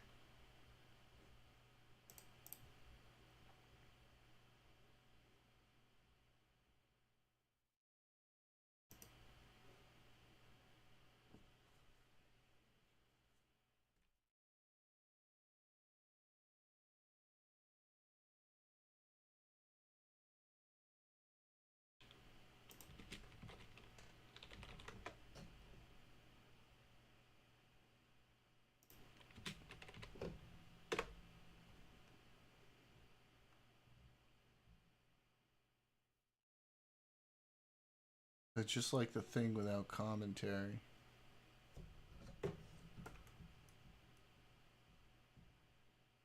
Can someone find me like the Dean Withers response but without commentary? So many factions had a common goal in getting Assad out, but now he's gone. Their old enmity is resurfacing. Spineless worms, but it's the weird Peyton guy I find particularly despicable. Yeah, I haven't paid too much attention to Peyton, just mostly Parker and Dean, because I used to kind of enjoy, like, I enjoyed a lot of their content. Not all of it, mind you. Some of it was fucking brain rot, but I just enjoyed it as, like, fucking watching the debates as, like, fucking popcorn politics. It was kind of fun. But this is really fucking soy. This is so fucking lame. I haven't seen the Peyton guy, Cosmic. Do you want to throw me a link that's worth watching regarding the Peyton guy and this stuff? This would be a whole new position for me to come at this from.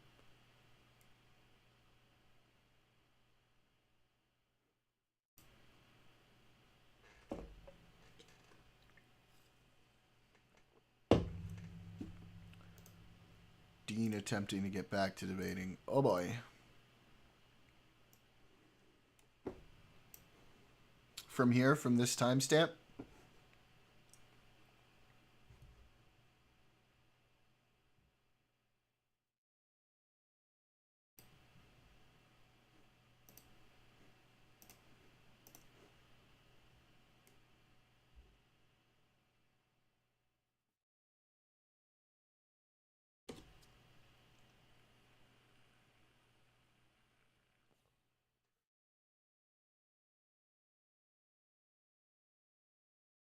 Is this where you wanted me to go from?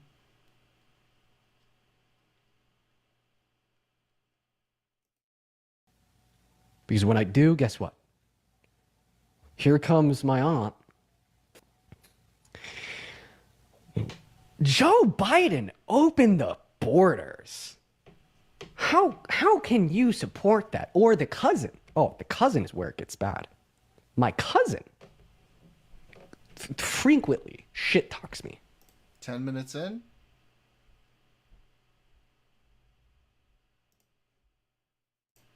And in retrospect, you know, it isn't true that I like kept her defrauding employees a secret. Oh no, report. I'm starting over. Nika, of course I'm going to tell people to calm down. Anyways, I'm sorry, I forget where I left off. And at this point, you know, I think that, you know, I've kind of addressed the claims that were made in Peyton's new video. I've pointed out where I believe that there's been tidbits of misinformation, as well as where I've went wrong, as well as to add on more context. And I have, you know, taken questions from the chat. And I guess at this point, you know, because I mean, I guess I just wouldn't see anything wrong with kind of segueing into some conversations with people on the right at this point. Okay. So I agree with you with this whole situation. I'm not going to lie. Like, the situation is going on very long, but I understand it's because new things are coming out and, oh, this person said this and this person said that. So I understand that, you know, you got to keep addressing things. But I feel like if people weren't lying so much, it would just be done. You know what I mean? Like, I know y'all are tired of this, hearing about this tour over and over again, and y'all already had y'all apologies and stuff. But I just came to reinstate my main point, is that you do not have to debate after Reinstate my main point. everything, especially like what I said last time. You're debating people's lives. These are people's real lives. And I feel like you debating after racist allegations and stuff like that, it feels dismissive. And I get that you're trying to help, but oh, fucking grow up, dude. Like, it can't be about you forever. Like, the dude's got to move on with his fucking life, okay? The lady who is not him, who he has completely disavowed for no good fucking reason or whatever, microaggressed, which makes no fucking sense at all, in a way that nobody else can see except for you fucking crazies. And now you're just like, no, you're not allowed to move on, okay? You need to spend the next fucking 5 years begging for our fucking forgiveness, okay? Whitey boy, okay? it doesn't look good. And I want you to, because I don't know how to explain it, y'all. It's just, it looks tone deaf. It looks strange. It looks a little weird. And I get that it's not you. You're trying to help, but it looks weird. Can anyone, like, does anyone see where I'm coming from with this? Yeah, then I'll also just ask the chat, like, to be a little kinder. Like, Y'all can chew me out if y'all want to chew me out. I understand I'm not explaining myself. Be nice to this queen, okay? Don't you dare microaggress towards her, you fucking animals. In the best way, y'all. I'm like sick today, so please don't chew me out too much. I'm a Dean fan. I've been watching y'all since I've been watching Parker since 2021. I've been watching you when you like made your debut or whatever.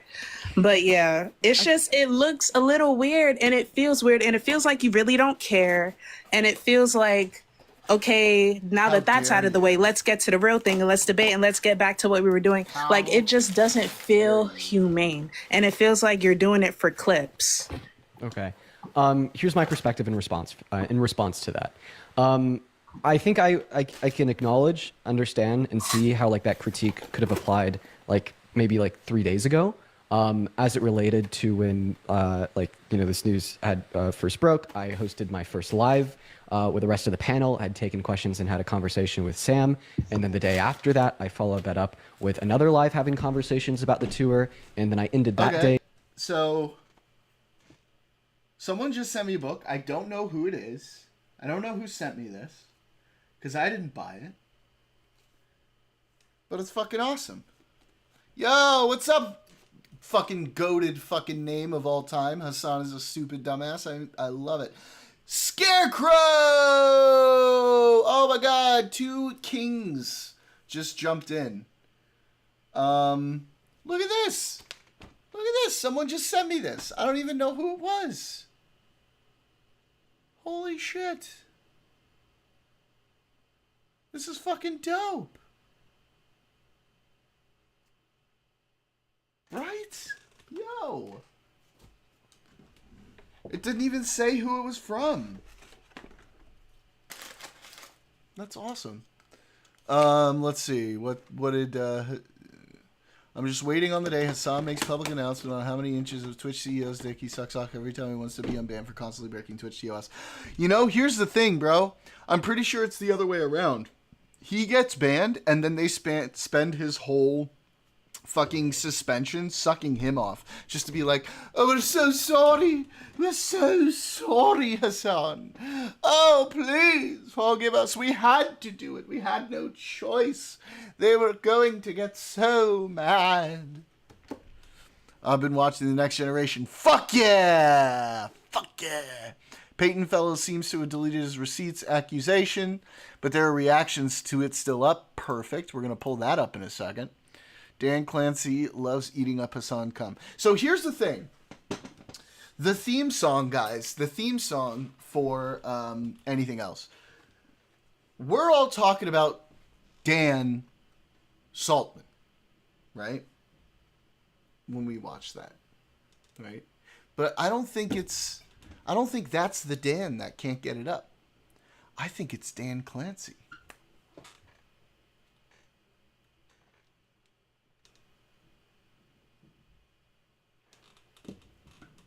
No, I think it's Dan Clancy. I think that's what who it really is. Okay, and yep, exactly. And so I think we're in that world now. We're in that world now. It's actually Dan Clancy. By going on the live of the original individuals, in which Z had used microaggressions against, and then the next day, oh, we've got microaggressions. We should do this like Gaza. Let's see how many times he says fucking microaggressions or microaggressive or any derivation thereof. I took the day off, and then the next day after that, I also took the day off. And then the day after that, I came back. I did a live, and then I took yesterday off, and then I'm back today. And then for the last hour and a half, I've also been talking about things. And I guess like my question to you would be... It's already been talking for an hour and a half? Talking about things for an hour and a half? 84 microaggressions. Yup. Oh boy, we have a Mika on camera request. I think that's gotta happen. I think it's gonna happen. Oh, we got a double Mika on camera request. Holy shit, here we go. Yeah, that's right. That's right, you. Come here, babes. Come over here. Get on over here. Come and say hi to the people. Oh, 3 Mika requests. That's right. Come on. Good girl. Take a seat. That's right. You take a seat. You say hi to the people. 3 Mika requests. That's right. That's right. You've been summoned. You've been summoned. Unreal. Good girl. You having fun? Can I get a paw? Oh. Can I get a paw? Good paw. Good paw. What are you doing? Are you having fun? Can we get you to say hi? Let's see. You ready to say hi? I know you were just sleeping. It might be tough. All right, come on. Look at me. Look at me. Hey, hey. Ready? Say hi. Oh, did you see that? You hear that little? Did you guys hear that little boof? The little quiet hello? She's so good. You're so good. Yeah? You're so good. I love you. You got one more. You ready? You got it? You got one more in you? Say hi. Say hi. No? You're tired? You gonna say hi? Nope. She's not feeling it. She's not feeling it. She's like, I'm tired, bro. I ain't trying to do all that right now, okay? I ain't trying to do all that right now. Okay, get out of here. Go ahead. I love you. I gotta sit in my chair. Go ahead, baby. Good girl. That was fun. Always love bringing her on the camera. Let them see my glory. My glory. So wait, was there like, is he saying there was like a fucking hour and a half of him talking about this whole thing before this video? Because if he's talking about the thing, I kind of want to see him talk about the thing. What point do you think it is acceptable and or permissible, like for me to like go back to having conversations with? Oh my god! Oh my god, bro! At what time? Excuse me. I don't want to overstep, but like, at what time can I start doing my job again? Is that okay? Black queen of mine, is that okay? I don't want to microaggress, okay? The next Be grumpy old man for a moment. I've seen a handful of opinion polls now where Gen Z has been way beyond the pale on more than one issue. Yeah. Yeah. day, the next day, or like you end the live and then do another live or something like that. But to do it right after is Yeah, but they're gonna get ostracized. They're a relatively small voting group. The younger generations don't vote as much. This deal is getting worse all the time.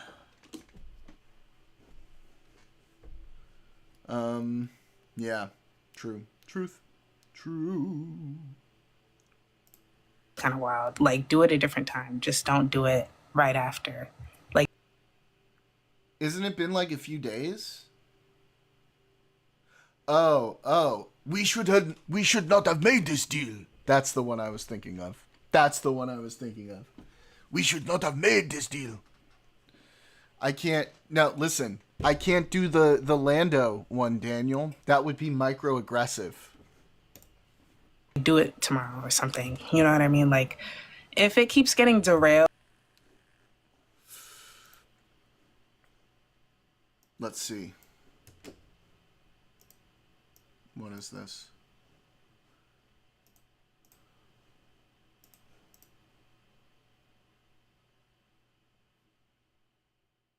What am I doing? There's no sound here. Why is there no sound here? Oh. Why is there no sound?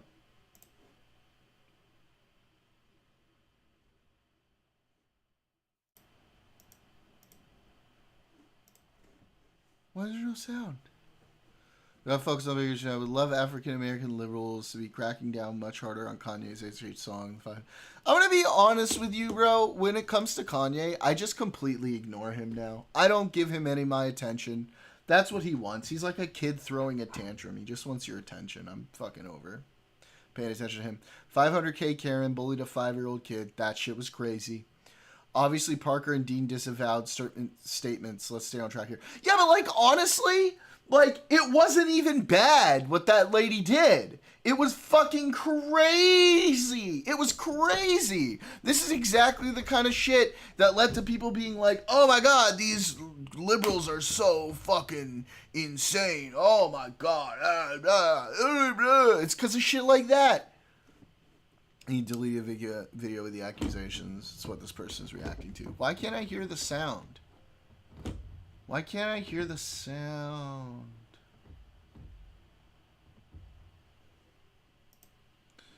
I wonder if I can find it on YouTube.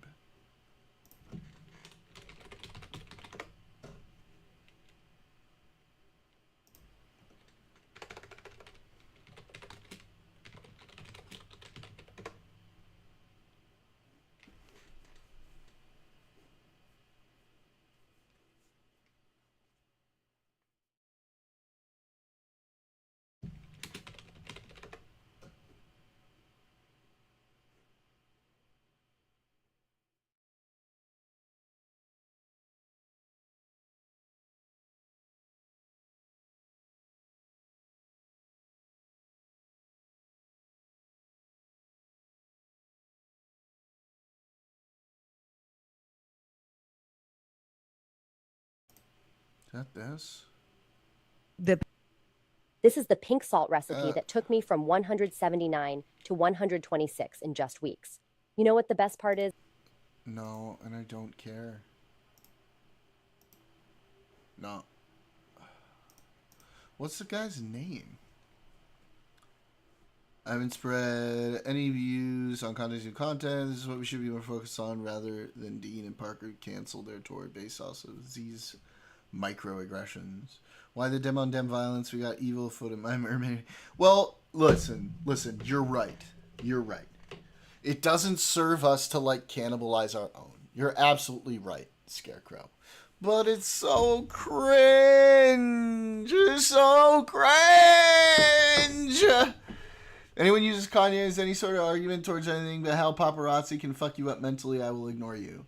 Kanye is a fucking anti-Semite, and I hate him, and I don't care if it has to do with the paparazzi. I do not give two shits at this point. He gets no sympathy from me. Zero.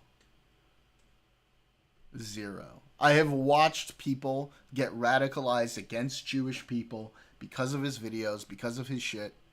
I do not care why. They're like Jill Stein voters. Yeah, but they group with us, right?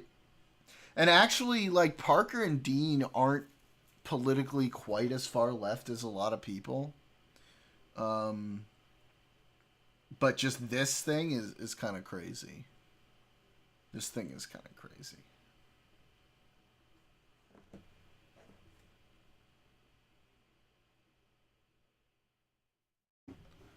God, I still don't know why I can't hear this.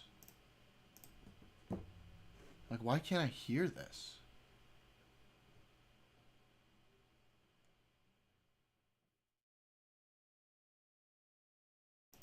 I turned the thing on. Do I have to fucking log in to fucking TikTok? Dean and Parker's situation just proves that the Dems are far more self-aware than anyone on the right. I respected and love, but we're also losing the war to unaware, simple-minded fuckbags. I don't know, man. I think this seems like a lack of awareness. I think they're trying so hard to be aware that they ended up being retarded. Yeah, maybe neighbor Ernie. Problem is Kanye, while an asshole, people like Parker and Dean have a much greater reach for the demographics they really need to reach. Yeah. Most people don't pay a ton of attention to Kanye nowadays, right?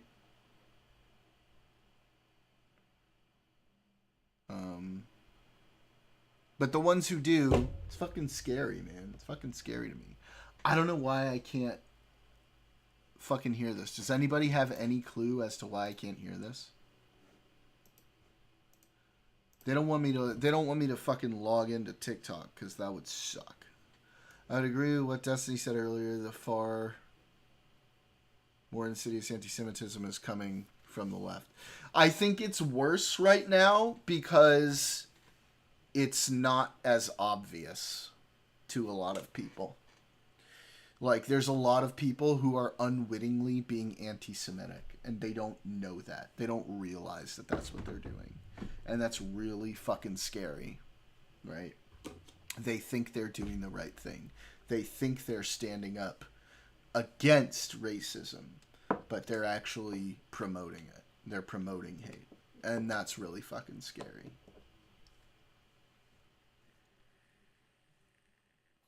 Damn it, I want to hear this.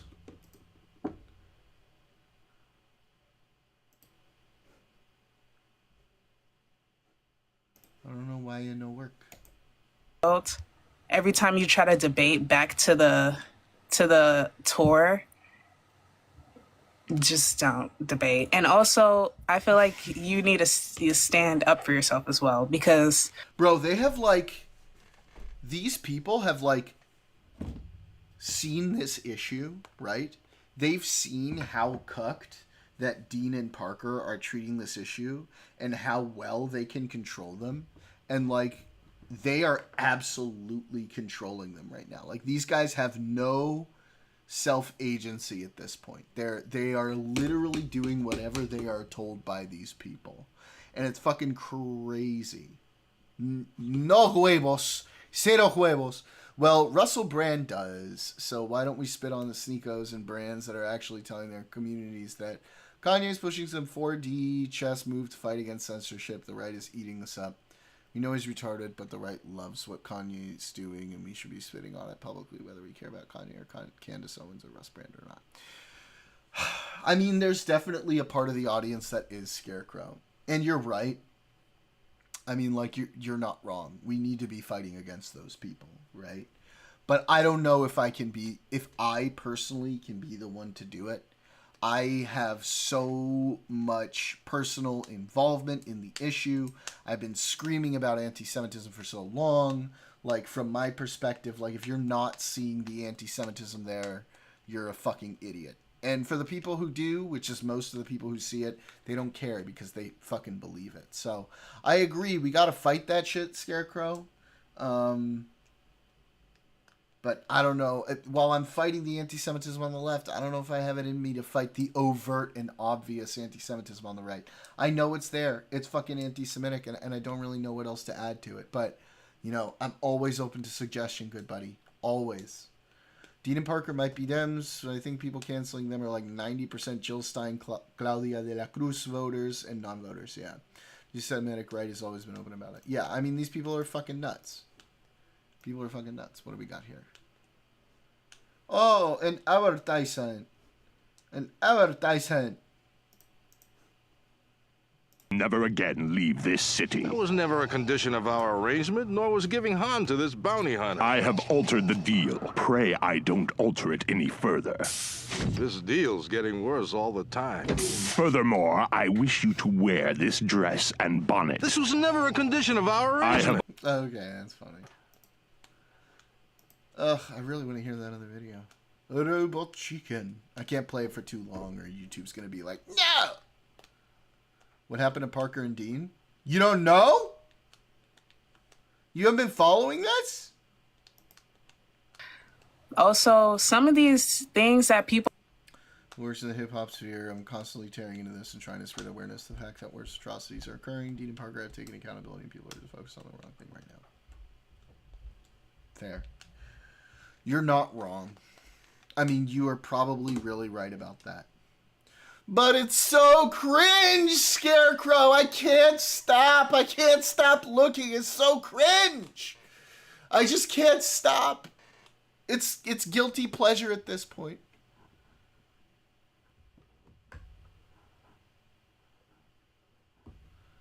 Watching Adult Swim at 2 in the morning on the great big CRT we had in the living room. Those were the days, weren't they? Those were the days. are demanding are kind of crazy too. Like, you do not have to address every little small thing. Like, Microaggressions is my 2025. I like microaggressions, but I think mine is slightly different. I think my 2025 word of the year is microaggressive, because I had never heard somebody use it in that context before this, where they say they were microaggressive. The Starbucks thing was kind of weird, and someone explained it to me in the Discord, and then I was like, oh, okay. But like, if someone asks you, Dean, why did you wear white Axe. Closely followed by tariffs and ceasefire. socks instead of black socks, are you a white supremacist? You don't need to address that. Like, if it's unnecessary to address, don't address it, because listen, Dean, let me tell you what you can talk about, okay, Dean? These are the things you can talk about, and these other things you don't need to talk about those. So just move on from them, okay? I'm a black queen, and I know what you should and shouldn't be talking about. we're gonna be here, we're gonna be stuck here forever. Like, address the Z thing, address the main points that address racism, and then bro, she's just straight up telling him what to do. Bro, I know your balls like just dropped, but fucking have some, okay? and move on. Because like at this point, it's making the left look bad. It's making us look bad. But also, the debating thing, if it's a constant chat's fucking hating on her too. Like reoccurrence where people are mad at you for debating, maybe you should hear them out. What the fuck? I'm so sorry. Somebody in my Discord just said somebody needs to unalive this girl. Whoa! Oh no! He's actually fighting a good fight. Don't insult him. Work with him. Look, I like Dean. I like Parker. I like a lot of the stuff that they say. I enjoy watching their stuff from time to time, with the exception of their positions on Palestine. I think they make good content. This is stupid, and somebody needs to tell them that they're being stupid. I wish it would be Tiny, but they're never going to talk to him. Right click, ban. What the fuck? That's too much. That's Wait, nuts. wait, They're hold banned. on. Okay, well they're banned. Okay, they're banned. They got banned incredibly quickly. I'm gonna repeat this.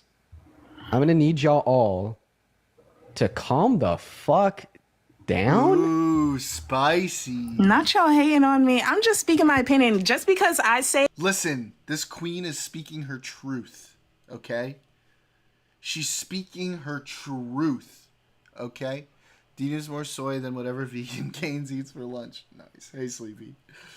He's done some okay things, but they both went off the deep end. They're surrounding themselves with leftist content to huff their own farts instead of making actual change. Yeah. I don't hate the accountability they're trying to take, but now they're just looking like masochists. Scarecrow, here's my problem. There's no accountability to be taken here. I watched the shit. No, they didn't. This woman didn't do anything really wrong. And like, this is insane. He's just allowing himself to be co-opted by people because he's so scared of looking like a racist and getting canceled. It's really stupid. The community they foster is like his sons. It had nothing to do with them, but it wasn't even like a big thing. This woman has like done a lot of shit for left causes. Like this woman Z, she seems like a pretty smart person. And the only thing that happened was she was like, maybe we shouldn't be talking about this stuff in public. And she might have said, hey, stop yelling at me, right? When they were like yelling. And they go, oh, you think a black woman's yelling at you? You microaggressive bitch. Like, what the fuck? What the fuck? He's super audience capture. And so, like, Dean and Parker, like, look, they mean well, but they need to, like, they need to foster a better audience. They need to foster a better audience. She has tons of people of color in her own community. Of course she does. Of course she does. They just need to work at getting an audience together that's, a little bit more mature. Yep. She didn't make any microaggressions, and to be clear, they were yelling at her and saying racist things. Yep. But I'm sure these are the crowd of people, Daniel, who say like, excuse me, black people can't be racist. Okay? Didn't you know that? Weren't you aware? It does not mean, like, you do not What's happening to the left? Yeah. have to take anything I say serious. It's just a suggestion, just like how last time I said it. It's just a suggestion, but if you don't do it, okay, you're a racist and we'll cancel you. It was a suggestion, but one of them actually said that, also said all white people are inherently racist. This is so fucked. See, that's the problem. This is my issue. Exactly, Scarecrow. Exactly. That's the issue. Because this pushes people away. That kind of rhetoric pushes people away. And they're fucking sitting there listening like, educate me. Educate me. Okay? And in the meantime, there's like people who come in who are like, oh, I've heard these guys, Parker and Dean. Like, as a Republican, I need to listen to these guys. Like, they're good debaters. Maybe I'll learn something here. And then they come on and they hear this shit. They're not going to want to, they're going to be like, that's fucking dumb as shit. What do you mean? What do you mean black people can't be racist? That's stupid. Everybody can be racist. It's like nobody ever explained to them the difference between individual and systematic racism. Nobody. It's just they heard the thing that was like, oh, black people can't be racist, read about the systemic racism, and for some reason their brain didn't understand the fact that there's a difference between, racism that's imposed by law and left over as an effect of laws that are no longer around but still have an influence in the way the world works, and the racism an individual can show to other races. Nobody explained that fucking difference to them. You give a hot take, most people like Parker and Dean because they're good at gotcha sound bites like Steven Crowder and Charlie Kirk. That's exactly what it is, Daniel. That's why I said it's like popcorn politics. They're good at it, and I enjoy watching them because it's fun, right? But like, they don't deep dive like Tiny does, for example. This is honestly so niche at this point. The right won the culture war in 2023 after Bud Light and Target and all the people in the middle rubber banded back into equilibrium. That's where I think people are going, is into the middle. That's where I want it to settle. Bet you Nick Fuentes is going to use Parker and Dean in the next 6 months on why to hate anti-European hate. This is how propaganda works. And that's why I think it's important for us as people on the left to point out the problems with this and say, hey, most of us don't agree with this. We're not like this. We're not like these people. In that sense, we might agree with a lot of their other positions, but when it comes to this sort of thing, right, like, that's not how most of us are. And you got to understand that most of us aren't this way. This is a very extreme and fringe way of looking at things that most Democrats do not support. apparently a lot of people agree with me in my suggestion that debating after allegations is bad. And I don't think I'm crazy for this. Should we be debating after allegations? Y'all, I don't know. Okay. Maybe not. Okay, I think I understand what you're saying, and I want to see if like this is maybe like the middle of the road. So you're saying like debating after allegations of like racism coming from Z with the use of microaggressions.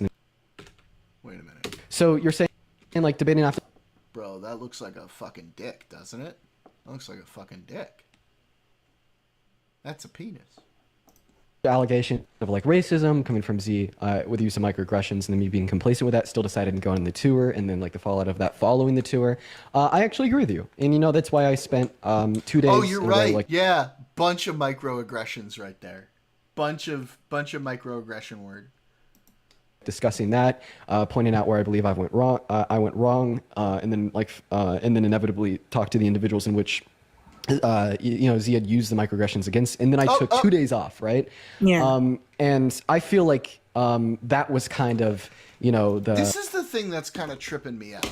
This is the thing that's kind of fucking tripping me out, okay? Aren't microaggressions by nature supposed to be passive? Like, it's not an active thing that you do, right? But the way they keep talking about it, this is like a disconnect for me with their language. They keep talking about it as like a thing that like she chose to do. That's why I have such an issue with like the word being microaggressive, because it implies like a choice, like an active decision to do this. Like the whole thing about microaggressions is like you do it on accident. And on top of that, like if it's true that a microaggression is the thing that you do, the proper response to a microaggression is to explain it to somebody and be like, hey, I don't know if you knew this, but like you just did a thing right now that could be interpreted as potentially racist, right? Or having like a racist undertone. And then you explain why. You don't fucking lose your shit as if it was someone who came out and like screamed the N-word at a bunch of black people. That's not how you handle something like that. Even if it, you know, let's say it actually was microaggressive. That's how you would handle that sort of thing. This response is like super, super wild. And this is why I say I don't care if they're good at debates. They're net negative to getting Democrats in power. They have to go. Right now, they cast their lot in with the leftists and progressives who just lost us the last election. We don't need more of that. They're still young, though, Daniel. There's hope for them. Total accident on the point of conversation on live stream. She shouldn't have said it, but she stumbled and now she's destroyed. It wasn't even that bad, dude. It wasn't even that bad. It wasn't even like anything. Like, if someone's yelling at me, I'm going to be like, don't fucking yell at me. Who the fuck do you think you are? Like, how much is the left really being split here? I don't think it's in half. I think this is the Pareto principle in action again. 20% of people making 80% of the noise and wages. This is exactly what I was saying earlier, though, Neighbor Rooney. It's important for us to, like, watch this and be like, hey, this is not how most of us think. This is not how most of us think, right? We need to have that conversation. Because these guys, they're loud, and we say, oh, it's just a small portion, right? But then if we don't come out as a larger portion and be like, hey, this is not how most of us think, they are going to think that this is most of us. It wasn't. Exactly, Scarecrow. Let them mature on the sidelines. Kenny and I yell at you all the time, but not like that. Well, no, actually, I'm microaggressive against the two of you all the time, okay? Every day. Every single time. I'm so microaggressive towards you guys. Let me ask you, Jordan, if somebody was mid-convo and accidentally says you people pertaining to the Jewish faith, would you be insulted? I mean, it kind of depends on the context, right? Kind of depends on the context.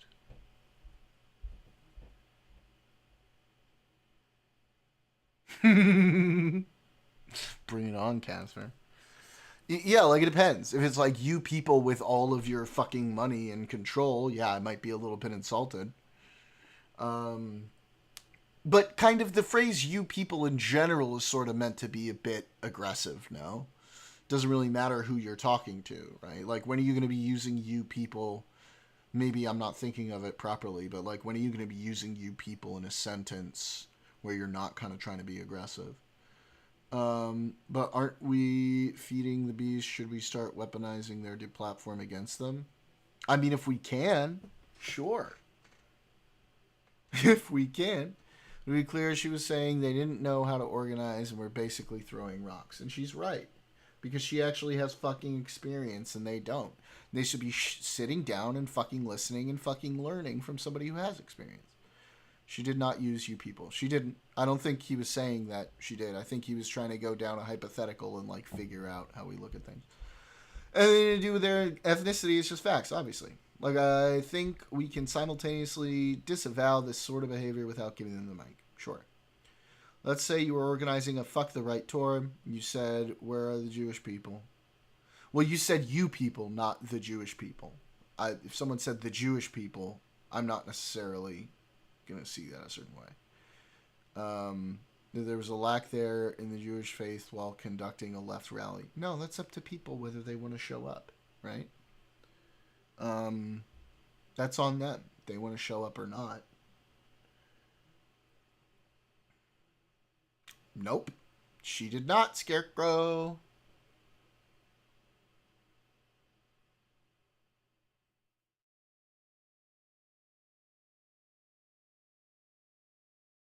Oh, so she said you people. So she was talking about the people in the chat. Obviously.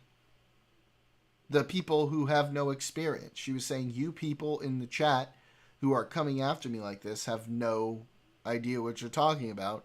And those people all did a fucking Tropic Thunder. They did a fucking Tropic Thunder. Hey! What do you mean, you people? That's what happened. That's literally what happened. Except not as a joke. They actually did it literally. Oh my god. Oh, it's so cringe. So fucking cringe. You know, let's address things. Let's have an honest conversation about it. Let's, you know, I'm going to hold myself. Yeah? Why? What did he say? What did he say that I'm not saying, Daniel? Huh? Accountable. I'm going to observe where I went wrong. And then, like, the 2 following days that I took off, that was kind of when I introspected upon myself, you know, off of the internet, in a space where I could dedicate, like, my focus to myself. I mean, we can focus on multiple things at once, Scarecrow. I mean, it's not the only thing we're focused on. We were talking about the tariffs earlier. We were talking about the Kurds earlier.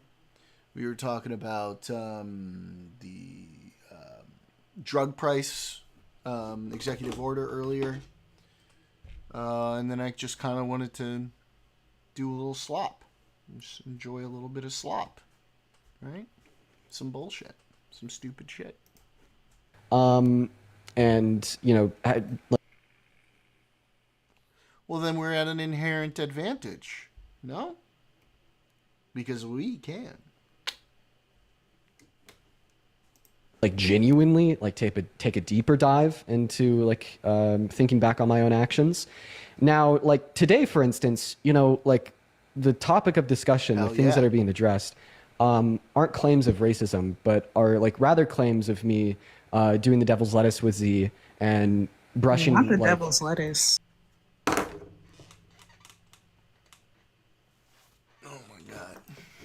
Not the devil's lettuce. And, like, brushing, like, the claim under the rug that...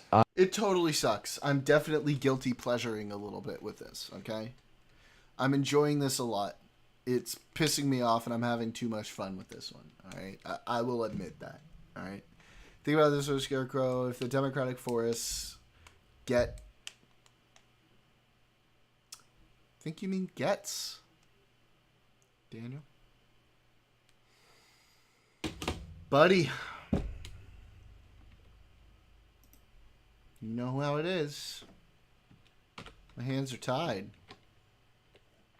There's nothing I can do about it. It's too late. The damage is done. And I gotta do what I gotta do.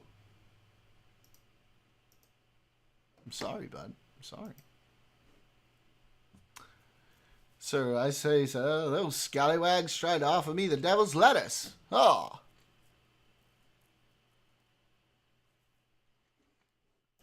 That she defrauded ex-employees, right? And I feel I saw that. I saw a whole thing on Peyton's video, and I'm actually low key. I'm kind of proud of you. Like, that first girl that completely blatantly lied and said, guys, I stood on business and I had arguments with people in the group chat, and then it turned out to be completely the opposite. And we're supposed to be trusting these people with the movement. I'm kind of happy that it wasn't you, because we already been through this with you. With slurs and this, that, and the third. And I'm so glad that you actually stood on business and you actually turned out to not be racist. So congrats for that. Not really, but, like, I'm just kind of, you know. But also, I'm just happy it wasn't you, because God forbid it was you. I would have crashed out. But anyway. Yeah, I know just as much as the rest of the internet does as it relates to Andrea. And I guess, like, where I'm going with this is saying, you know, like, today, you know, I took time to point out the fact that it's actually not true that I did the devil's... I don't know, neighbor Rooney. I don't know. We're hurting each other. I hate Hassan, but I think either me Hassan has caused leftist civil war. But, I mean, I'm going to be honest, Scarecrow. Like, we kind of do have to push some of these ideas down a little bit, because those ideas are actually hurting us a lot. Like, they're hurting us a lot. We're losing a lot of voters because of some of these ideas. And if we promote them instead of push them away, you know, that pushes people away from us as well. We have to be careful. We can't let more extreme things sort of get in the way of us making sure that we get votes. And a lot of these guys are getting in the way by saying super crazy extreme things. Just we who cares what president wears fucking diaper because he can't stop shitting himself because he did so much fucking speed throughout his life.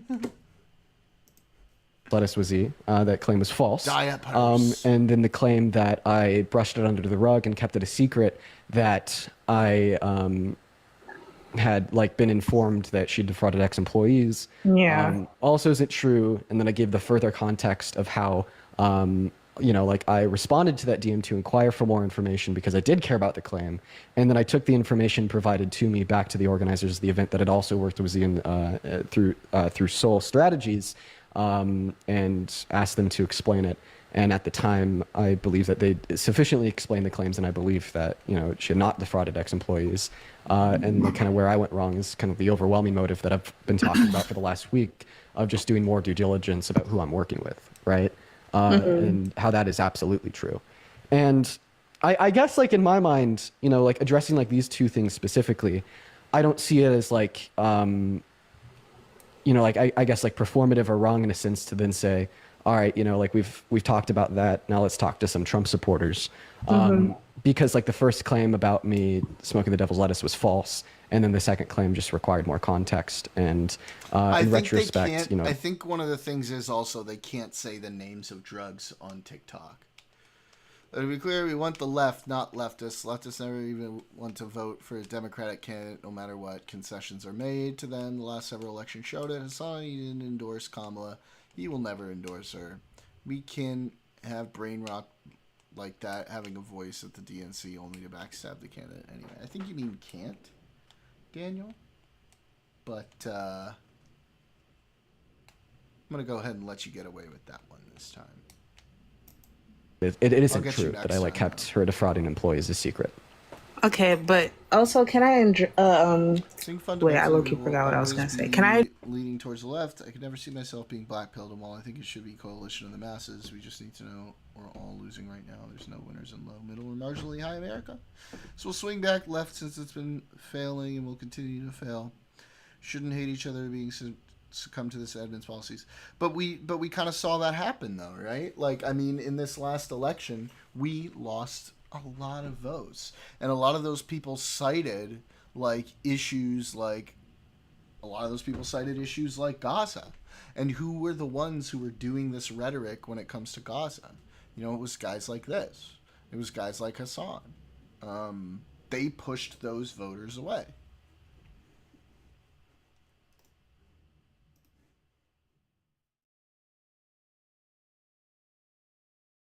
Yay.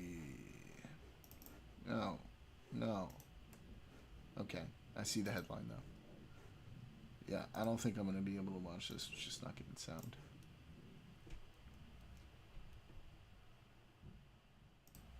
address one thing real quick?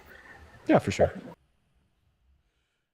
This is what we're doing, but it will fail just like we knew it would. What do you mean, Scarecrow? Like, what are you talking about? I thought we decided...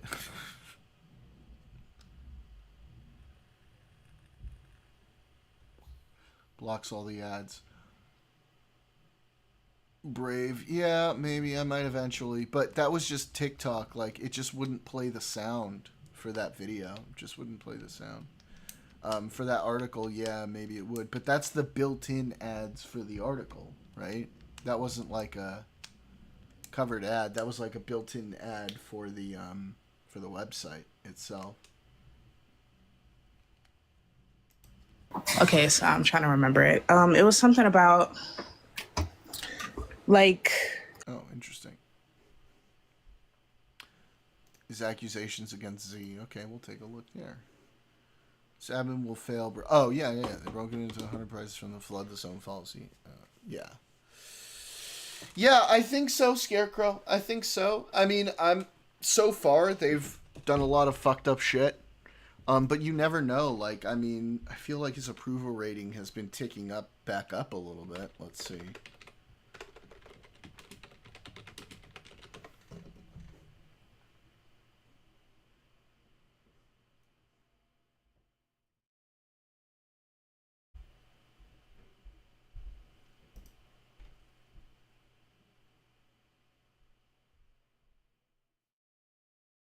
Yeah.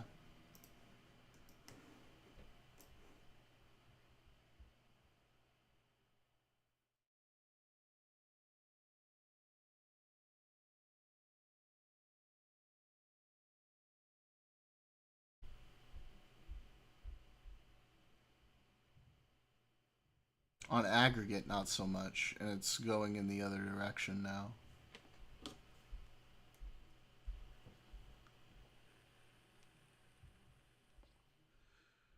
I mean, he's still underwater, but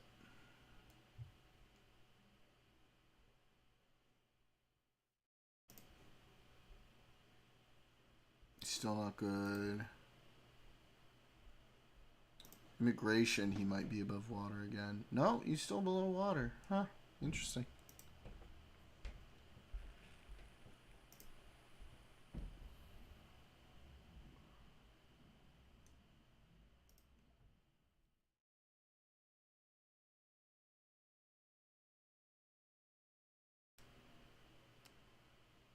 He's a totally media-friendly lying dumbass. Yeah, but, you know, right now he's starting to slowly pull away from the tariff stuff. And that's just going to be good for him because, obviously. But it's just crazy that he, like, put himself in this position to begin with. Most of the media know he's lying. I mean, that depends on who you ask, though, right? Depends on who you ask. Decided not to say anything to your audience who kept donating to the Unfuck America tour, and not to say anything to the creators who were professionally linked to her. But no harm, no foul. It's not like any money went missing, right? Did somebody say money? I know everyone has heard by now that the creators are not getting the money they were promised, and $100,000 seemingly This turned out not to be true, right? vanished into thin air. But I think I know exactly where it went, right into Zico and Sanchez's pocket. These are screenshots from the FBI. Bro. Can't she sue him for that? website for the National Ground Game campaign, and you'll notice there's $95,000 sent to a company called Soul Strategies. Well, that seems like a lot of money, Peyton, but why is that so weird? Okay. What if war happens with China and Taiwan? That will take him if Iran and Pakistan, or India and Pakistan, I think you mean. Sending versus World War III that Trump unilaterally caused. I mean, I don't know. We'll see. He certainly can't make the argument that it would never happen under his watch if that happens, though. I don't know. It's kind of hard to know how things will progress at this point. Everything's so up in the air. It's not true. She addressed everything in a video showing where the money went and itemized it as well. Okay, cool. Well, he deleted it, I guess, so she can't. So he, I guess, retracted the statement. Well, guess who the founder and owner of Soul Strategies is? If you guessed our girl Z, you would be right, except for between 2020 and 2023 so when toxic. she was pretending it was a black this is so toxic. Giving a black woman only 15% of the company and making her I don't know. I'm a little worried about what's going on with the Gaza shit right now. I'm a little worried. Not gonna lie. Little bit worried. do all of the work while calling her lazy and a piece of shit. So if you're following me here, Zico and Sanchez from the National Ground Game Pack, we know Z, she gave Zico and Sanchez of Soul Strategies, I think you guys know her, $95,000. True, Daniel. For voter registration. Because they didn't want to get caught up thinking that, oh no, we're not jumping to their defense and quick enough, right? So I have to jump on, and if I'm wrong, I'll say I'm sorry. I'm so sorry. I just wanted to protect black people. Can't give the Ukraine to Russia like he wants. Can't give the West Bank to Israel. He's a fucking cuck. Yeah, but right now, on the Israel thing, he's doing weird shit. He's like going to the Middle East and leaving Israel out. He negotiated a hostage release without Israel's participation. And like, this Al-Quds representative was like talking about how he's going to say they're going to recognize Palestine. Romney's a political realignment underway, and Dems might just emerge. The free market foreign interventionist coalition. Future, at least that's what I like to tell myself. Let me see if there's any updates on this.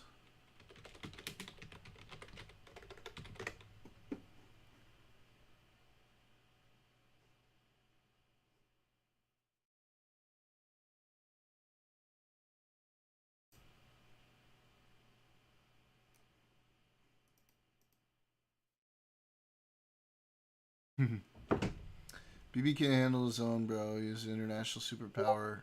His own right.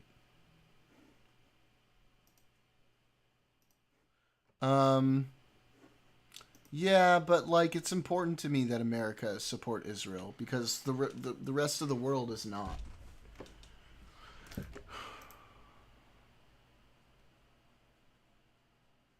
You know?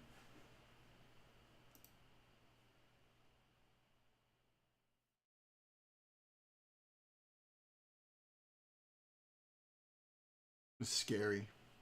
It's real scary. Oh, thank you, Casper. Thank you, thank you, thank you.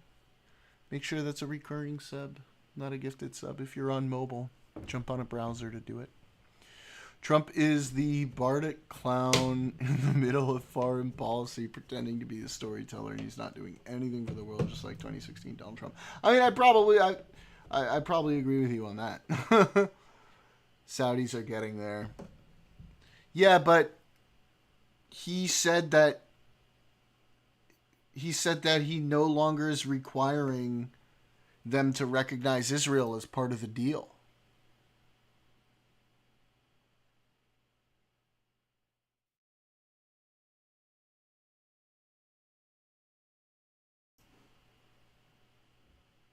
Forming a demilitarized Palestinian state, which would be great.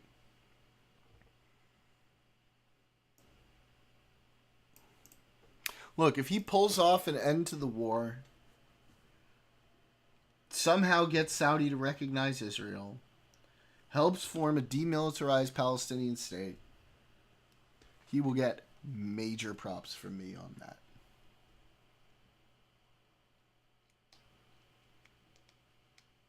I think they do, Neighboruni, and one of the best ways for them to do that is with a strong alliance with Israel. And they want that. The Saudi regime wants that. The only problem is their people are like all wrapped up into the propaganda. And so like they can't just do that without people losing their shit in Saudi.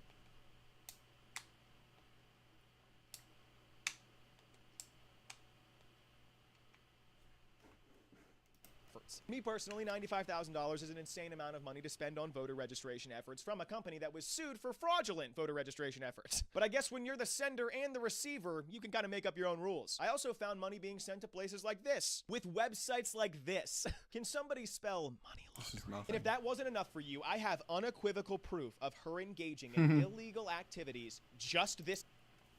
I mean, not now, Cosmic. There's a long way to go. But they're obviously trying to modernize right now because they realize that the oil-based economy is not something that's going to last forever. When clown faced Trump, he was the one that recognized Israel as a sovereign state. What's that playing?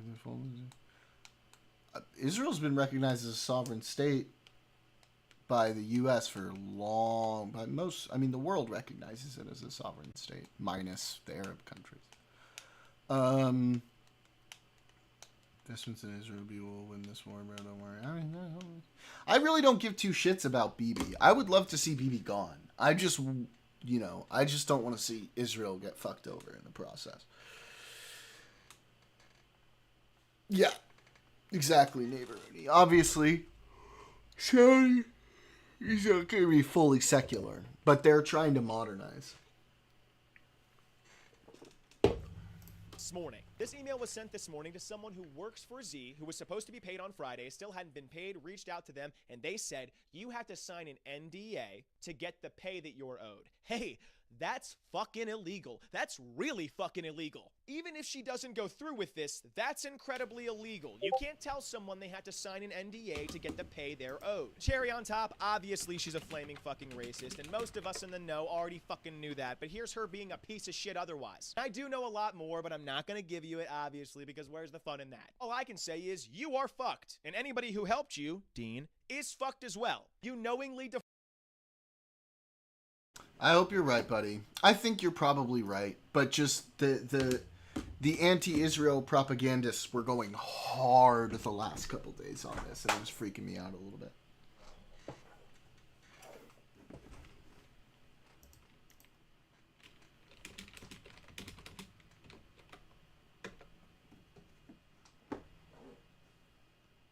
Guy's a douche stash.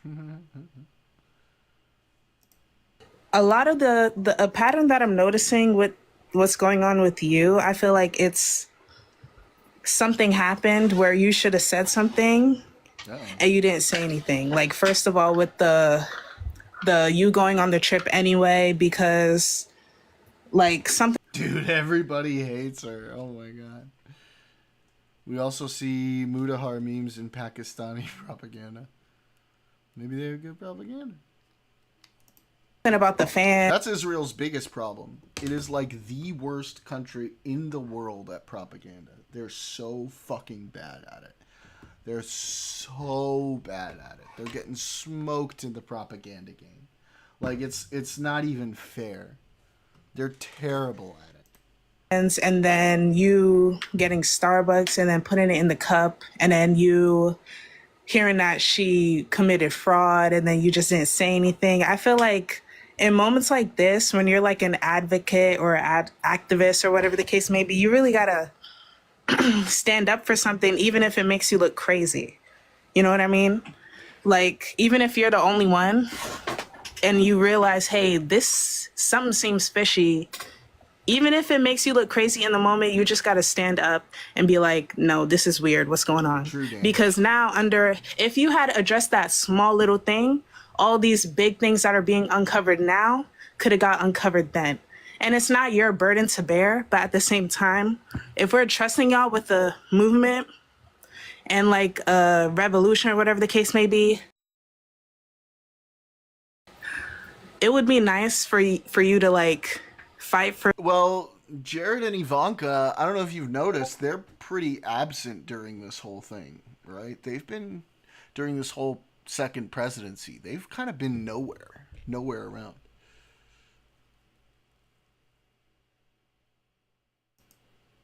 Some of the things we would expect for you to fight for when we can't. You know what I mean?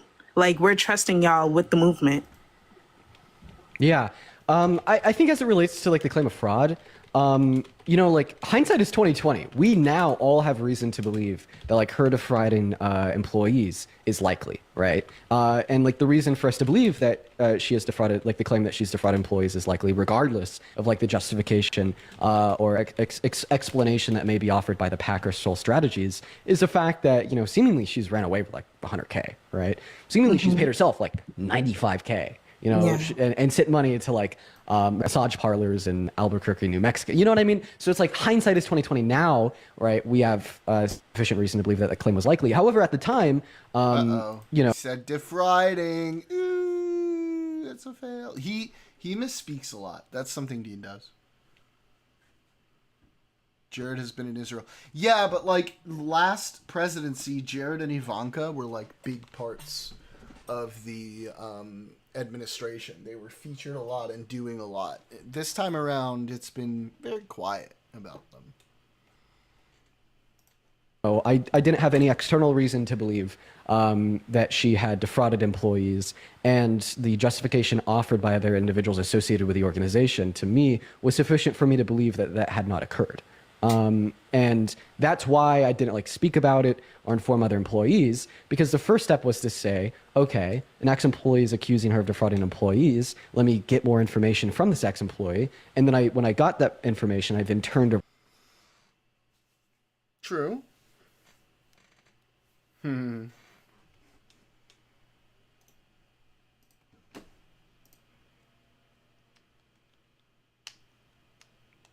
Okay.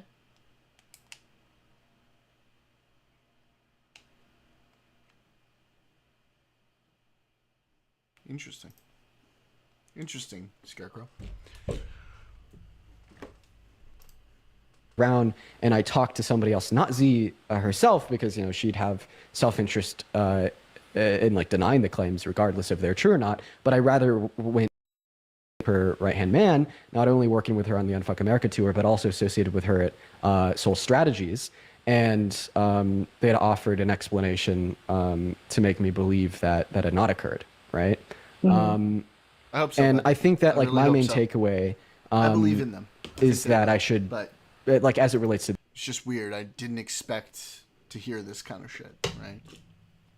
And like, you know, the fucking pro-pallies are already celebrating. Prematurely, by the way, but it seems like they are. This specifically, just like be more critical in the future of who I'm doing business with, to like an insane degree.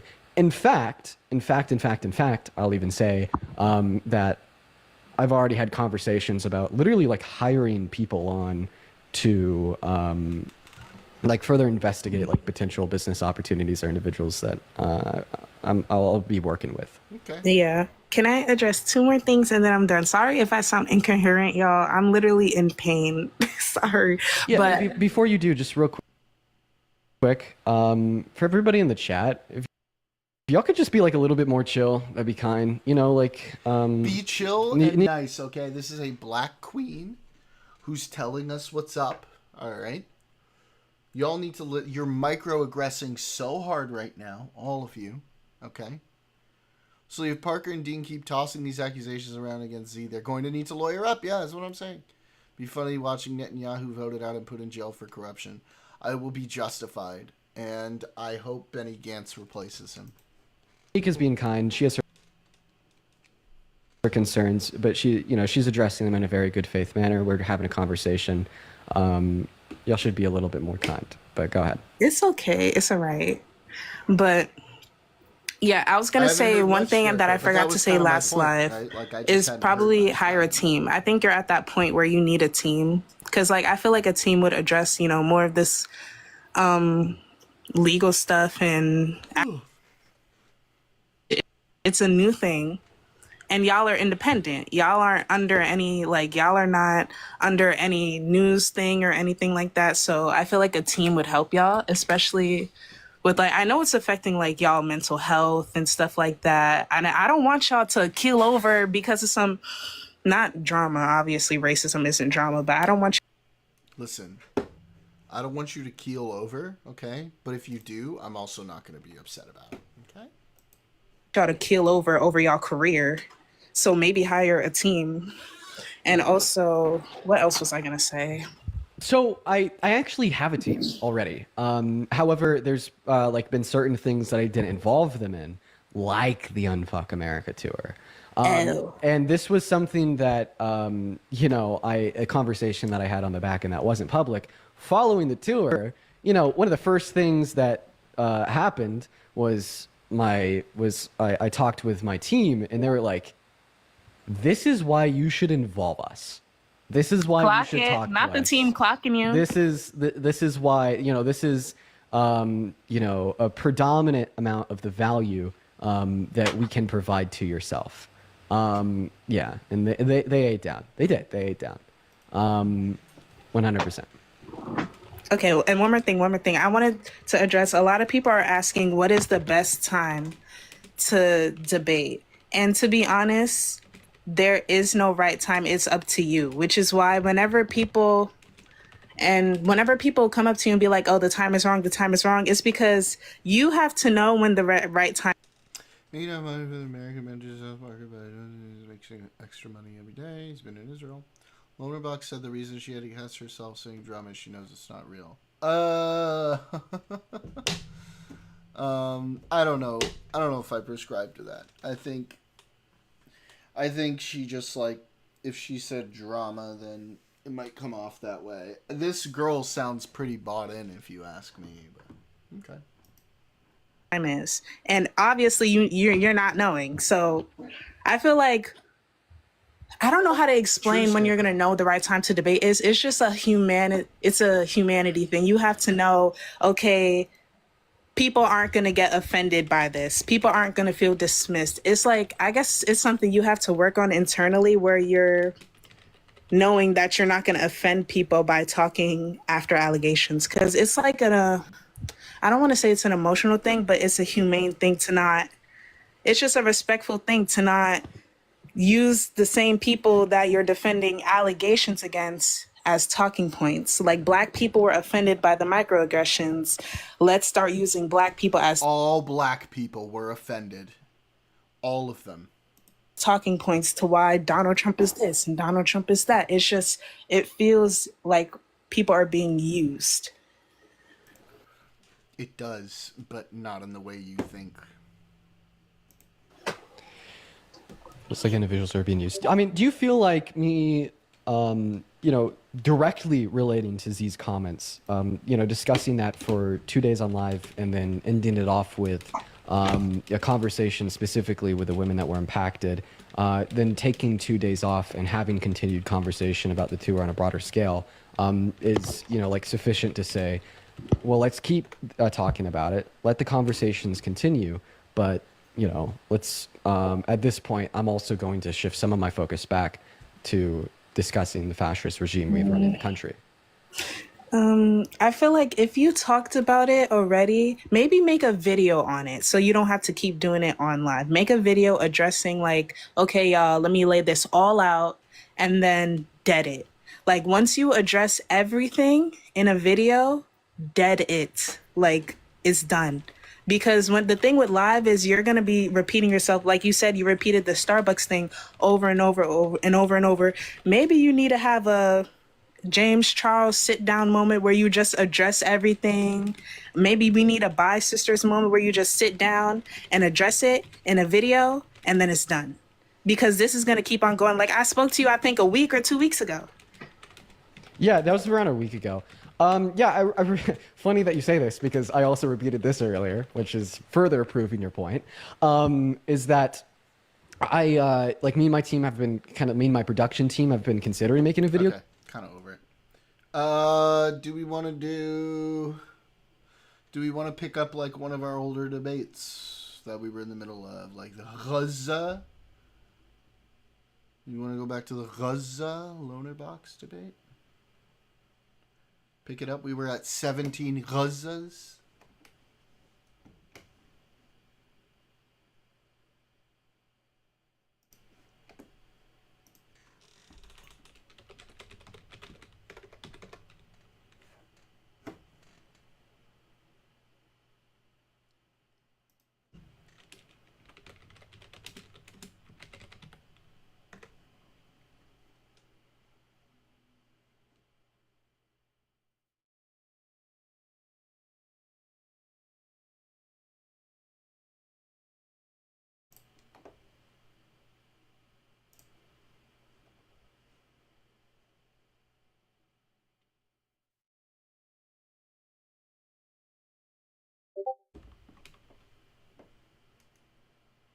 Schedule 1. That depends if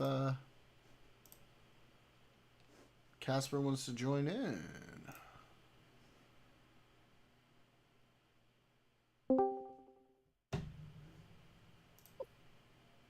Hola. Hello. Do you want to play Schedule 1? Yeah, I'm taking a break. Ugh. Okay. I'm trabajo, so I got a good portion of my stuff done that I really wanted to get done. Yeah, now I can hang out with you guys for a bit. Yay, let me cue this up so we can watch it while we play. Are we doing more Gaza stuff? Yeah, we're continuing the loaner box Gaza girl debate. There about it being formaldehyde so they could suppress the peace process so they could expand further into the West Bank. That bit's false. They did not. He's leaving. Scarecrow's leaving. We love you, buddy. Bye, Scarecrow. Hopefully we see you again on Wednesday, bud. You take care. It was fun chatting, man. As always.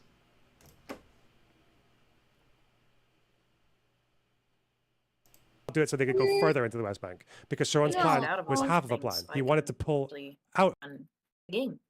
What's up? Concept. Oh, I said I'm exiting out of a bunch of things for work so I can actually play the game. See you, bud. Concept. Or the West Bank, just not entirely like Gaza.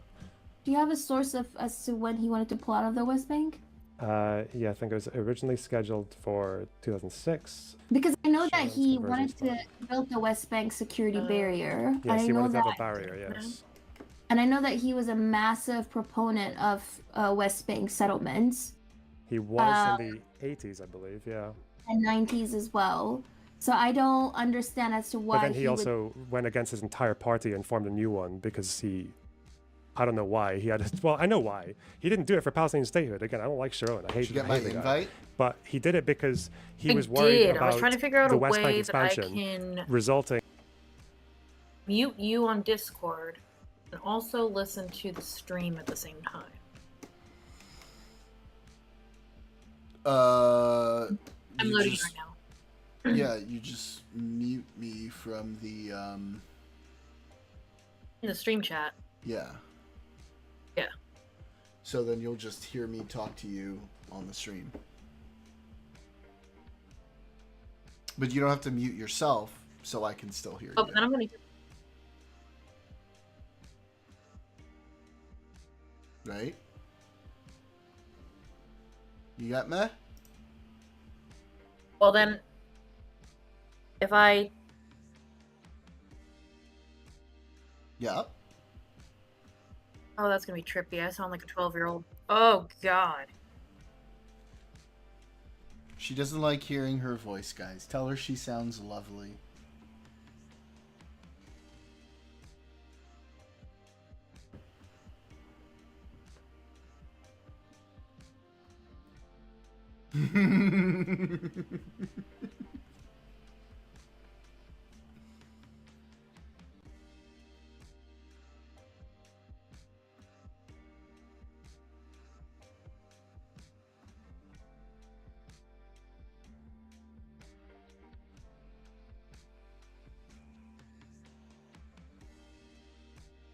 Alright. Trending upward. Israel finding themselves in a situation that is like they can't disentangle, and then the fear would be Palestinians demanding a one-state solution with voting rights, which would kill the Jewish state. That's why he did it. But I'm just describing what he did. It wasn't about conquering the entire West Bank. That's not what the conversion plan was about. That's not what pulling out of Gaza was about either. I still think it's kind of sus that he still settlers from Hey everyone, big heads up, Paleo Valley's running a sale on all their meat sticks right now. You can get 30 sticks for $36, which comes out to $1.20 per stick. But before you go and stock up, first from Gaza were able to go to the West Bank, and there hasn't been a single point in time where the settlements in the West Bank haven't increased. They have continued increasing consistently. Yeah, because he was okay. Because Sharon was okay with the blocks. He was okay with the blocks near the Green Line. He wasn't by the end of his life pushing for this crazy outposters in the middle, right next to Nablus and like that. That's what he wasn't trying to do, as far as I know, based on everything he said and did.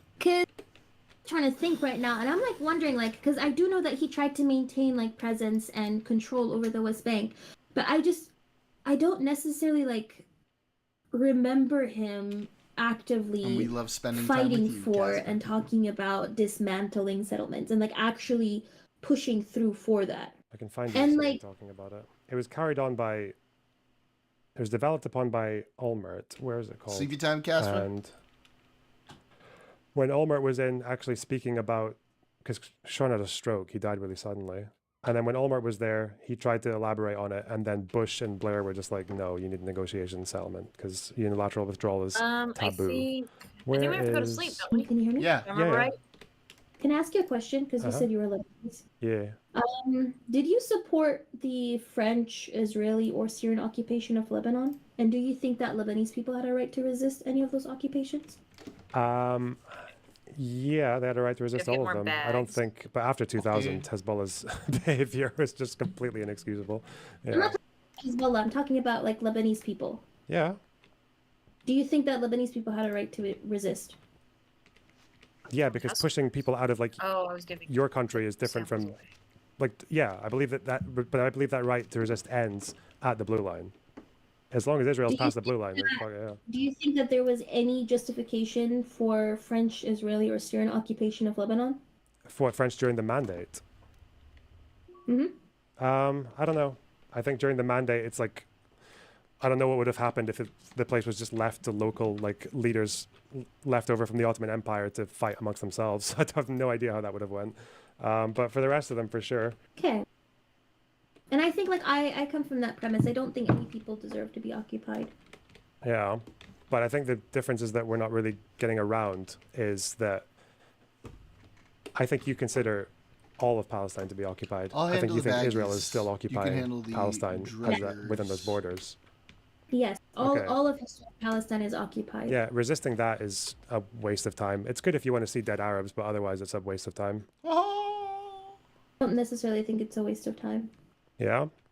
Wouldn't that mean that targeting, like, because like again, like with the FLN, the way that they did what they did, it was targeting civilians. Like that's how it worked for them.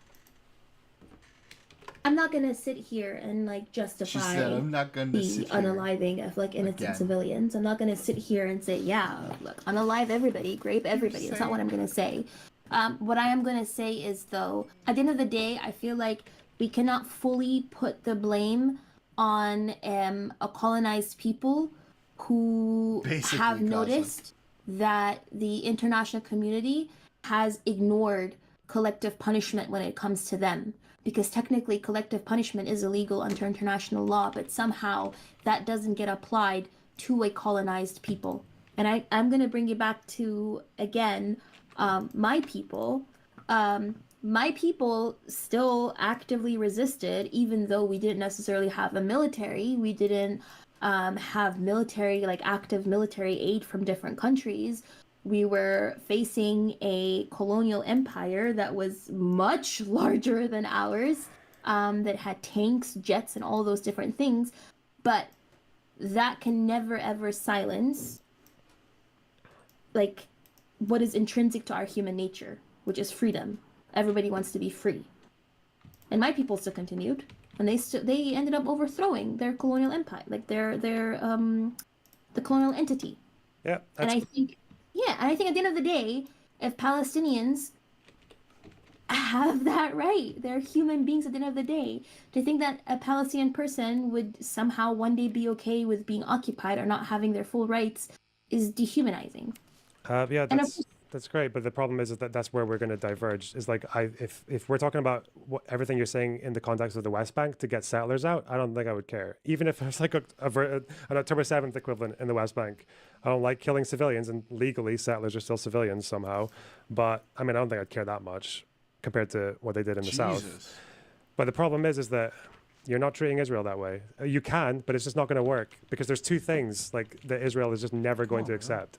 One is leaving or getting displaced. They're not going to do that because they don't have anywhere else to go, most of them. And the other thing they're not going to accept is living as a minority in an Arab majority state, because I don't think they're going to be banking on Palestine being the first Arab majority state in the last 100 years that allowed a Jewish minority to survive in any kind of like substantial number. You can fight for either of those things if you want, but you're going to be just doing it on a mountain of Arab corpses, which is what's happened. Those corpses already exist, and they have. Yeah, and if you want more of them, then trying to get rid of Israel is the way to go. No, but I'm saying the corpses are not going to stop existing, because even before Hamas existed, Israel continued massacring Palestinians. What? Wait. Were they not? It's not specific to Hamas. What was the PLO doing? They were crossing the border. They were killing civilians. The Coastal Road Massacre. Fine.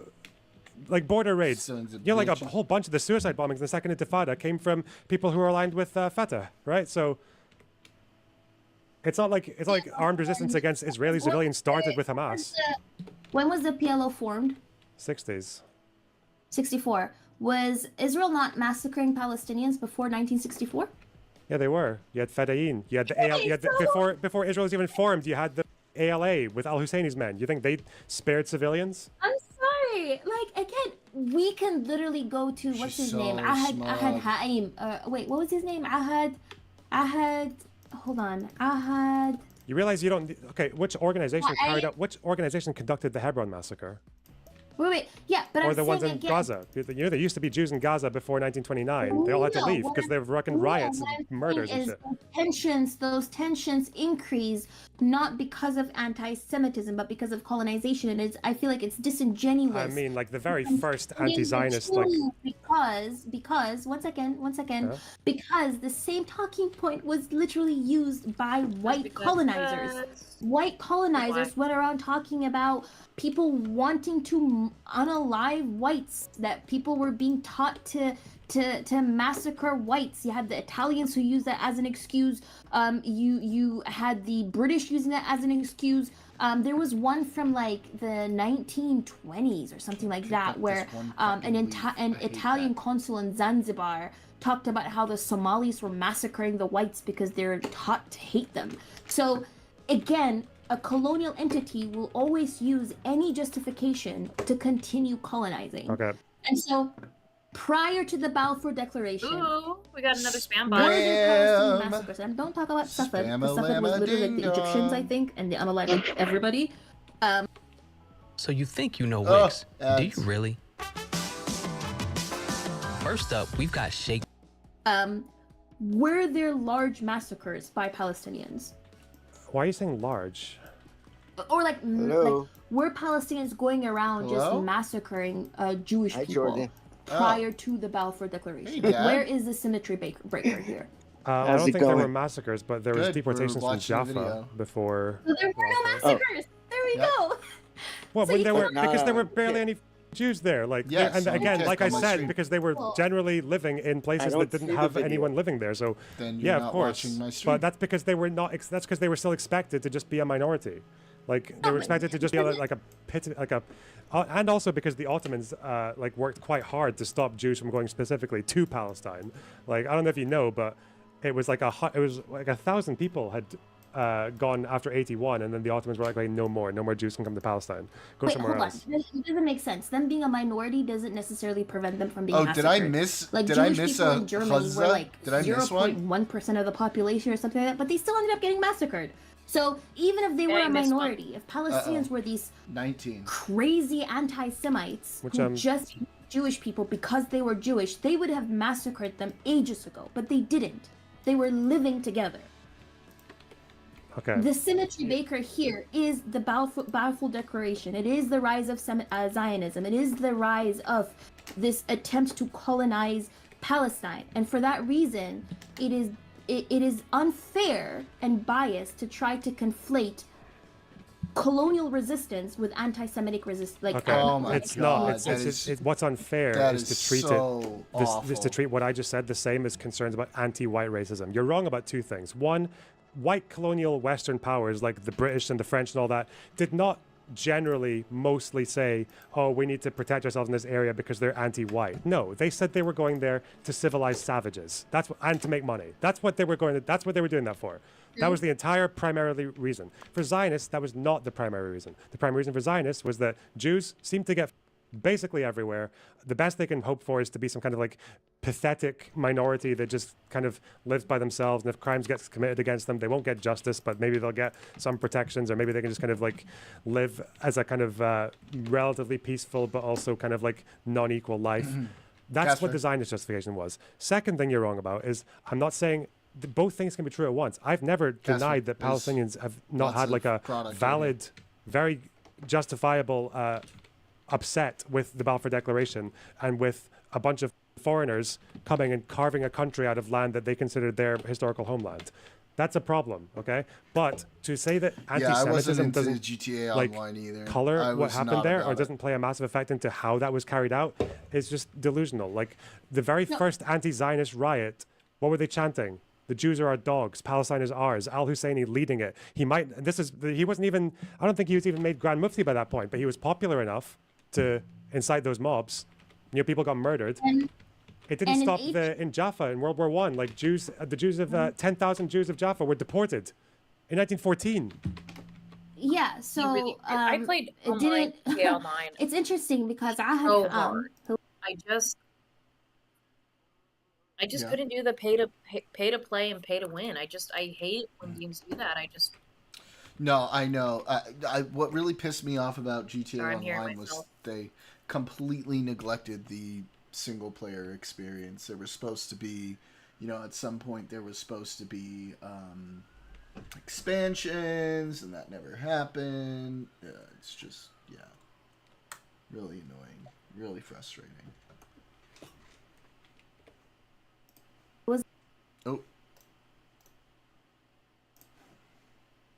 A cultural Zionist, the father of cultural Zionism, in 1891, when he wrote Truth from Eretz Israel, I think. He was a pamphlet that he wrote. Within that pamphlet, he said, and I quote, The Jewish settlers treat the Arabs with hostility and cruelty, trespass unjustly, beat them shamelessly for no sufficient reason, and even take pride in doing so. The Jews were slaves in the land of their exile, and suddenly they found themselves with unlimited freedom, wild freedom that only exists in a land like Palestine. We are used to thinking of the Arabs as primitive men of the desert, as donkey-like nation that neither sees nor understands what is going around it, but this is a great Arab.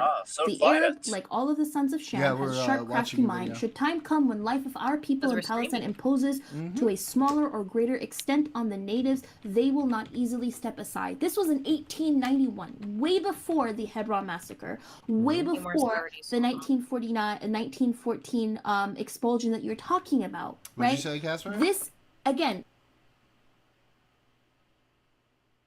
Oh, I'm just going shopping. Okay, cool. Did anti-Semitism exist? Yes. Anti-Semitism existed globally. But again, to make it seem as if Palestinians resisting against their colonization was purely colored by, not purely, fine, you didn't say that, you didn't argue that, let me not put words in your mouth, but it was to a large extent colored by anti-Semitism is disingenuous because Palestinians also resisted against the Brits. They resisted against, there were resistance against the Ottomans. Like, they were resisting against anybody who was occupying them. Well, to be clear, most Arabs were loyal Ottoman subjects. Like the revolts were a minority of people, like a large minority. I mean, I would argue. I mean, there were a lot of writings as well where Palestinians were talking about. There were Ottoman revolts. There were peasants, fallahin, who revolted against the Ottoman taxes. There was criticism of those who didn't resist. Monday CRM has the best AI why are there features in the game. so Especially many in ads sales. on this Hands video? down. So for me, email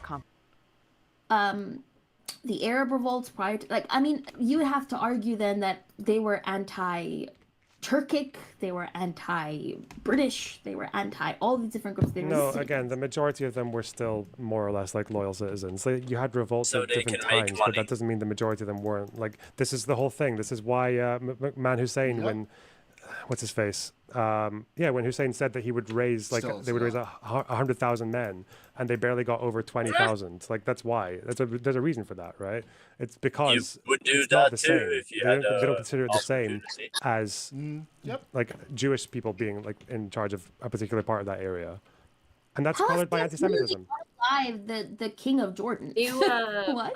What did you? They literally unalive the king of Jordan. Diesel and green crack. Yeah, for doing what? For cooperating with who? Yes, but I'm saying again, they have not only been resisting against Jewish people, they have been resisting against anyone who comes in the way between them and their right to self-determination. That's because we're in the early part. Like any other group. She's out dealing drugs while I'm growing them. If my brother occupied me, or if my cousin did, or if my country folks did, I would too, probably, or I would not necessarily, well, allegedly, but like I would do anything in my power to try to gain my independence and freedom. Yeah.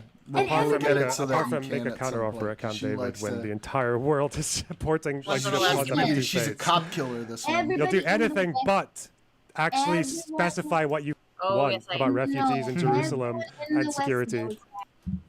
That's why Americans celebrate July the 4th every single year, because they know that they had a right to resist against colonization, and they celebrate the fact that their forefathers did. That's why people are... I'm sorry. That's not at all a one-to-one comparison.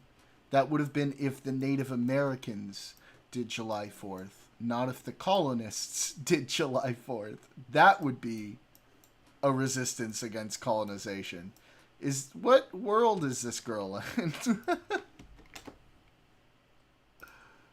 Across Europe celebrate their own resistance as well. Like, again, this is not something that's uniquely Palestinian. It is intrinsically human to want the desire to become free. Again, they'll do anything apart from, and this is true for all leaders, all of them, they'll do anything apart from make a counteroffer. Arafat, Abbas, Al-Husseini. I mean, even talk about Al Husseini. I don't know why you keep. But that's what I'm bringing him saying. up. I'm saying you say they'll do anything, but apparently making a counteroffer and actually showing what kind of like two-state arrangement you would accept, that's not I mean, on they the did table. the counter offers, to be fair. Like the counter offers that I brought you from the Palestinian Arab Committee and from the Palestinian Arab Congress, those were counter offers that were largely ignored. Yeah, they're counter offers that basically put like the Jewish population that's moved Why does there nobody in quite else a bit of obey the danger, fucking right? Like with curfew? especially with what this leader They is don't saying, go whether after it's Al anybody Husseini else. That's or so dumb. Kazam, like it's not like Al Husseini was the only anti-Semite in charge. Really, it wouldn't be like an active danger. I don't think so. I don't think like if the minority was backed by the West, which it was, and continued to be backed by the West, I don't think they would have like be in active danger. No. I mean, Lebanese Christians are backed by the West, but they don't really face the same level of danger. Like they've had people fighting them, but Yeah, but what happened to Unlocked white what? South Africans? They're not facing danger. We got Benji, our first Oh, dealer. nice. Benji. He's right here. He's right next door. Even they're a minority. yeah, because And they're- obviously, because anti-Semitism is a much more valid concern than anti-white racism. I don't have the Obviously. cash Yes, for him right now. but what I'm trying to tell you is their opposition of the immigrants was not based just on the put in fact all that the they were cash I Jewish, made, but based so- on the fact that they wanted to Colonists colonize the went land. against being a Because colony. had Grievance they was unfair wanted taxation to without only representation of unalive soldiers Jewish people illegally because they were quartering in their Jewish, homes they and would have done that businesses. prior to the Exactly. Balfour Declaration. When Jewish people were a minority, they would have done that. They didn't. The symmetry breaker here is the Balfour Declaration. Balfour is the rise of The people saying, "Now Balfour we're going to Declaration. colonize your land and displace you." That was a symmetry breaker.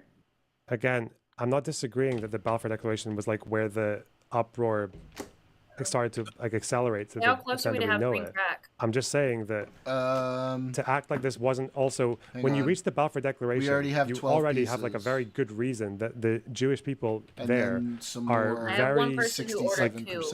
Do we have on enough of edge that? at the idea Yeah, of we have living in a 12. minority as in an Arab majority state, and they have good reasons to be. And then we're about Because 70% the people who were away saying, from more. like you said, the counteroffer from the Arab Committee, like this was a guy who believed in the protocols, not the Arab Committee, the Congress. That was led by a guy who believed the Do we protocols of wanna the design was move real. He believed the same theory that Hitler believed about the Jews betraying The the next Germans in day? World War One. Yes, that is That's the thing that I don't think people why- get. And it's like regardless of all of the raw. What?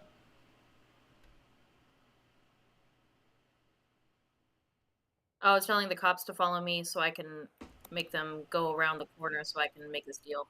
Do we want to move to the apartment next day? Yeah. Okay. Just I wanted to.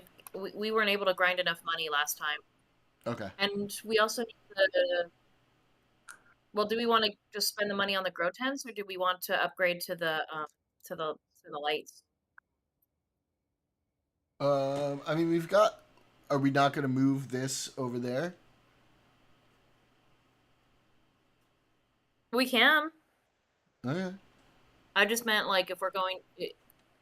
Yeah, we can. We can. Yeah, because then we could save money, right? We can save money on that.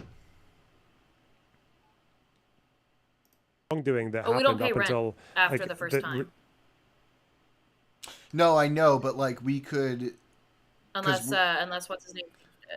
No, I know, but like we also won't have to buy all new equipment if we just move this equipment. Is what I'm saying. True, but I was thinking we might expand more than just the two plants once we get there. Okay, fair enough. But I say we spring on the but lights. I mean, if we move the stuff over, we might be able to get the warehouse tomorrow night. So Okay. Well, I say. I'm good. That's why I was saying, yeah, we can move over because we might not be able to get it yet. Yeah, I say forget the tents. Let's just go right for the. Yeah, tents aren't worth it once you have the lights. Exactly. I'm almost out of soil. Dang, I've 10 about one sour piece diesel. of soil left. Oh god damn it.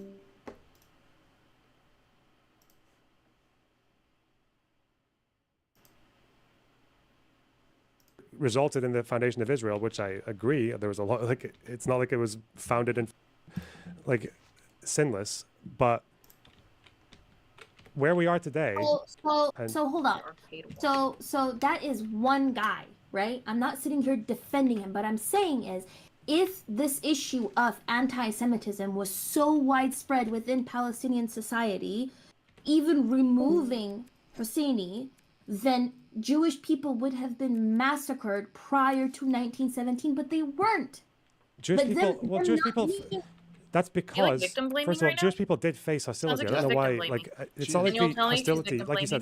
That's why earlier you said like large massacres or large attacks. That's because that doesn't mean there weren't like fights and threats and like people attacking like Jewish areas and like looting and stuff like that. This did happen. Even like I don't know if you know Ben Gurion's story about arriving in like whatever it was 1906 and then. Yeah, this is like. This is more ads, I feel like, than normally would be. It's like every few minutes. Welcome, ladies. Where do we want to start? Have fun, sister. And then, like, there's like a fight breaks out because they don't want, because they're angry about immigrants coming. And then, like, one like good Samaritan Arab guy has to come and like carry him on his back and take him in to the city so he's safe. Like, it's not like just because they didn't have the ability to kill them all. I'm not saying they wanted to kill them all. I'm just saying that like these were not two groups that seemed like they were going to be able to share a country together, and that was very clear. But hold on. So when we look at, for example, Zangwill, what Zangwill thought of the Palestinians, right? We're talking about the let's talk about the dehumanization of Palestinians that was reproduced by Zionist leaders. The fact that some of them called them the N-words of the Levant, or they're comparable to N-words with the hard ER. The fact that Zangwill said, and I quote, "Many are semi-nomad. They have given nothing to Palestine and are not entitled to the rules of democracy." The fact that You mean people using the N-words in the 1940s? Yeah, it's fucked, but people kind of did that a lot then. This is in 1919, by the way. The fact that he said we cannot allow the Arabs it's even earlier! to block so valuable a piece of historic construction, and therefore we must gently persuade them to trek.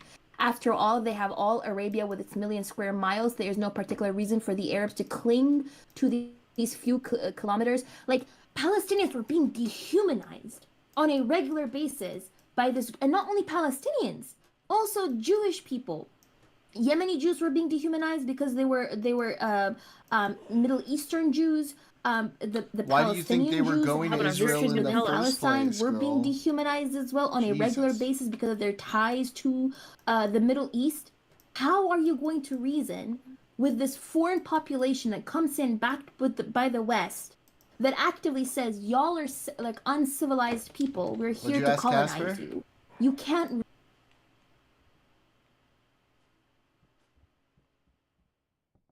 Some, and I said, I don't know, you're probably going to tell us, though. Wait, what? Dehumanized.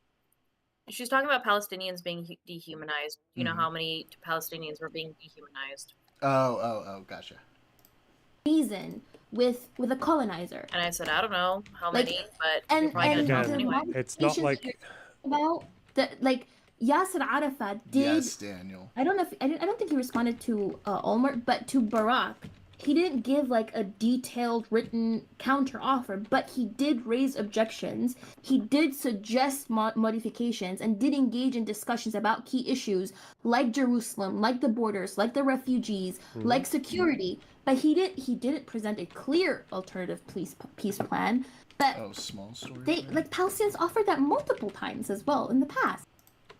Okay, you can always find, and like I said, these were, when I talk about people like Kazem or al-Husseini, these are leaders, these are heads of the AHC or heads of the Palestine Arab Congress.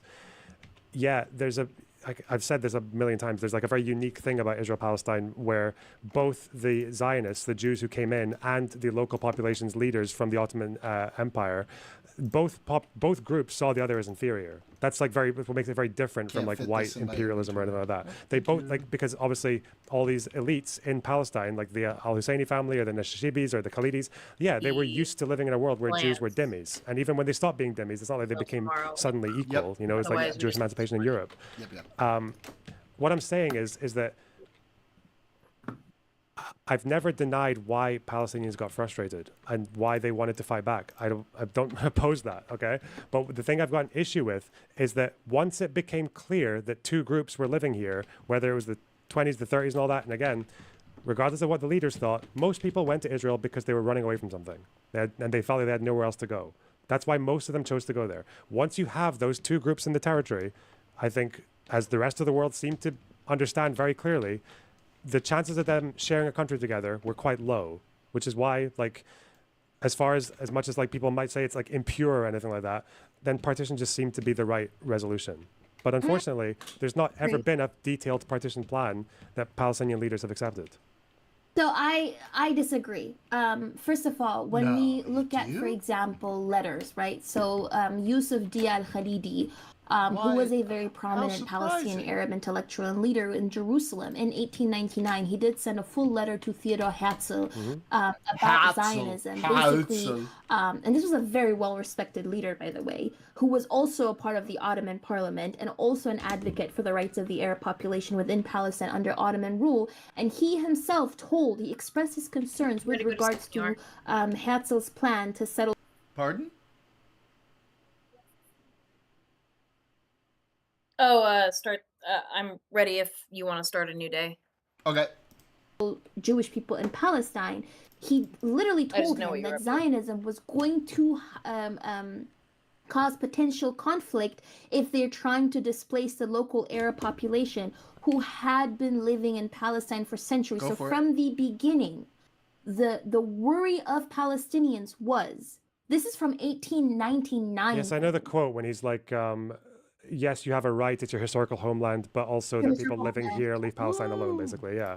In the name of God, let Palestine be left alone. I understand that, but also he's saying that. The thing is, they were right, because look at it today. Station 2. They were right in being afraid that they were going to be displaced, because today they are over 70 to 80% of the population in Gaza are refugees. They're displaced people continuing to be displaced. They're displaced in the West. They're displaced in the Middle East.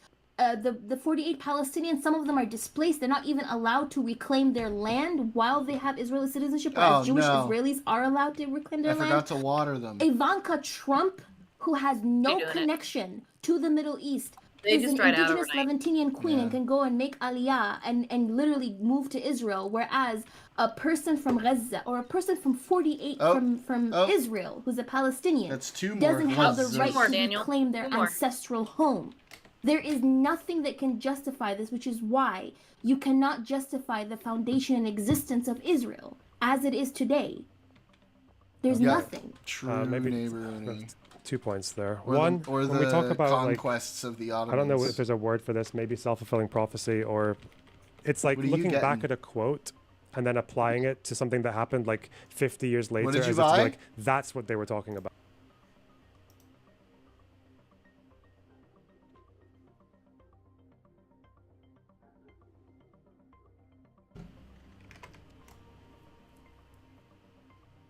Casper, what did you buy?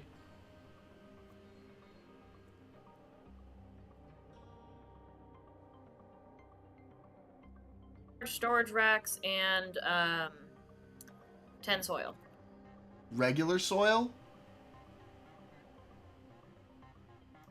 No, the blue one. The blue one? Okay. I'm gonna get the Mark II packing station. Okay.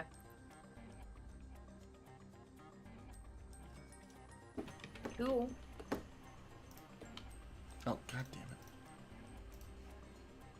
Wow. In 1899, hang on. Do you have the full quote from Yusuf al-Khalidi? Then I'm going to sell one. Hi, Mrs. Ming. Hold on. It's very unclear. Wait. Oh. I have the scan of it. Because I have a feeling that you might have added something in there that's not there, but I can't remember. Did he actually say that he was... Hang on. Did he say what? Did he say anything about being worried about mass displacement happening? All this other. He worried about conflict. Yeah, just pawn it off. Hold on. Let me see what it said. He worried like concerns with regards to what it would cause. Because this is before start Balfour, right? upgrading This is everyone like to this is buy like I'm saying at the time quantities? when they're mostly So we buying wanna up do land. Towers? When they're buying up land on the coast. Yeah, sure. Hold on. This is from him. Yeah, that's Let fine. me see. Oh, yeah, one of them talking about Zionism. The idea in itself is only natural, even just. Who can dispute the rights of the Jews to Palestine? My God, sorry, yeah.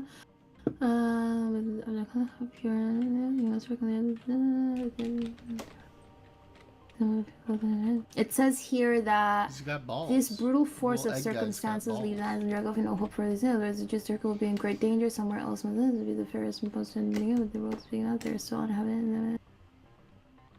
Here in California, we have lots of Come on, climate this is events. excessive. When you have solar and a power wall, I get to control. Hold on, I'm reading it. He talks about the problems that Zionism could cause. Yeah, like so I've got it here. He's saying, unfortunately, the destinies of nations are not governed solely by these abstract conceptions, however pure, however noble they may be. We must reckon with reality. Imagine if you applied that today. With established facts, with force, yes, with the brutal force of circumstances. But the reality is that Palestine is now an integral part of the Ottoman Empire. And what is more serious, it is inhabited by people other than only Israelites. This reality, these acquired facts, this brutal force of circumstances leaves Zionism geographically no hope of realization. It sounds like, again, the Arab leaders, when they're talking about this, it's like even... And we can talk about this from the Congress or from the higher committee. They don't even humor an Arab state that allows Jewish immigration. Like, that's the problem. It's like, it's always looking about this in a kind of hindsight, because when Khalidi's talking about this, he's not worrying about the Nakba, okay? That's not what's on the cards before the Zionists even have like one state backing them, right? This is when it's like under the Ottoman Empire, and like even that sentence there. But the reality is that it's an integral part of the Ottoman Empire. Like that, he's saying that first, and then people live here. Like the fact that it's an Ottoman territory.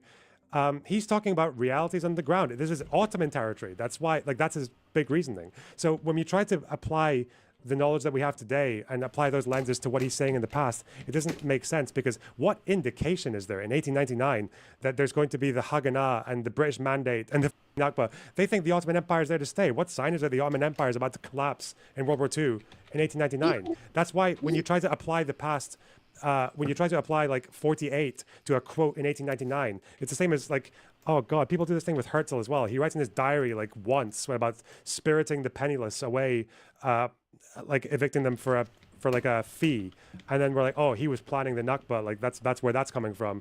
No, developments happened, and I say that, like, my personal position is that there's actually quite a lot of blame on both sides, because the blame from the Zionist side is that they obviously were like had this kind of like European colonial like mindset towards the locals who lived there. Ben Gurion was like looked down on Arabs even when he like thought he liked them. Like, yeah, these people did not have good opinions on Arabs. But the problem as well is that from the Arab side and those leaders, sorry, World War I for the Ottomans, sorry. But when those leaders and green crack, their problem was not just people buying land and occasionally buying land from wealthy Arabs to evict tenants.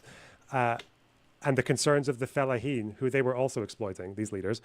The problem was that they didn't want any of it to be like majority Jewish. That's what they didn't want, because they were clinging on to the memory of the Ottoman Empire. Then after that, it was Arab nationalism. It had to be an Arab state. There couldn't be a Jewish state here. So there's a problem on both sides. And even when the British agreed, like, that's why the whole like one shared state reality, it wasn't actually accepted on either side, because if the Arabs only accept it on the condition of stopping Jewish immigration, that's not an acceptance at all. That's an acceptance of we're going to be an Arab state and the Jews just get to be a like minority that can't really advocate for itself, like every other like Arab state that came out of the mandate system. No, so I think like the Jewish immigration point, we talked about it already. They didn't necessarily want to stop Jewish immigration forever. There is no indication of you trying to prove that at all. They could have just wanted to stop it for a certain amount of time. When in fact, though, like they always wanted a unified government. I mean, there is also, where is this? Hold on, I have it here. I think it was, It was a document called The Palestine Question, a brief history that was released in 1980, when they do talk about how in May 1399, when the British government announced that instead of partition, Palestine would in 1949 become a unified independent state with both Jews and Arabs sharing in government administration and rule. The ones who rejected that policy were the Zionist organization as well. Wait. What policy? In May 1939. Hold on. Let me look for And who puts this offer forward in May 1939? the British government. You're talking about the white paper? Yeah. Wait, the white paper. Wait. Wait. Hold on. Where was it? Wait, bro. Wait. The white paper was rejected by the Arab Power Committee. Mm-hmm. They voted against it 6-4. Wait, where is it? Let me see if I'm looking at the white paper. The white paper was the one where they were like, no more Zionism, which where Chamberlain was like, Hitler's getting a lot of support in the Arab world. We don't like it. It's us up as well. We're going to offend the Jews, not the Arabs. So they offered the entire thing to be an Arab state pending Jewish relations, and they would limit immigration to 75,000 for 5 years. Ali Husseini said no. Yeah, and No, I don't think I'm talking about the white paper. It's talking about one that was released in May 1939. Which is the white paper. Hold on. Because I'm on this. Let me send it to you. Okay. Give me a second. Where are you? There you are.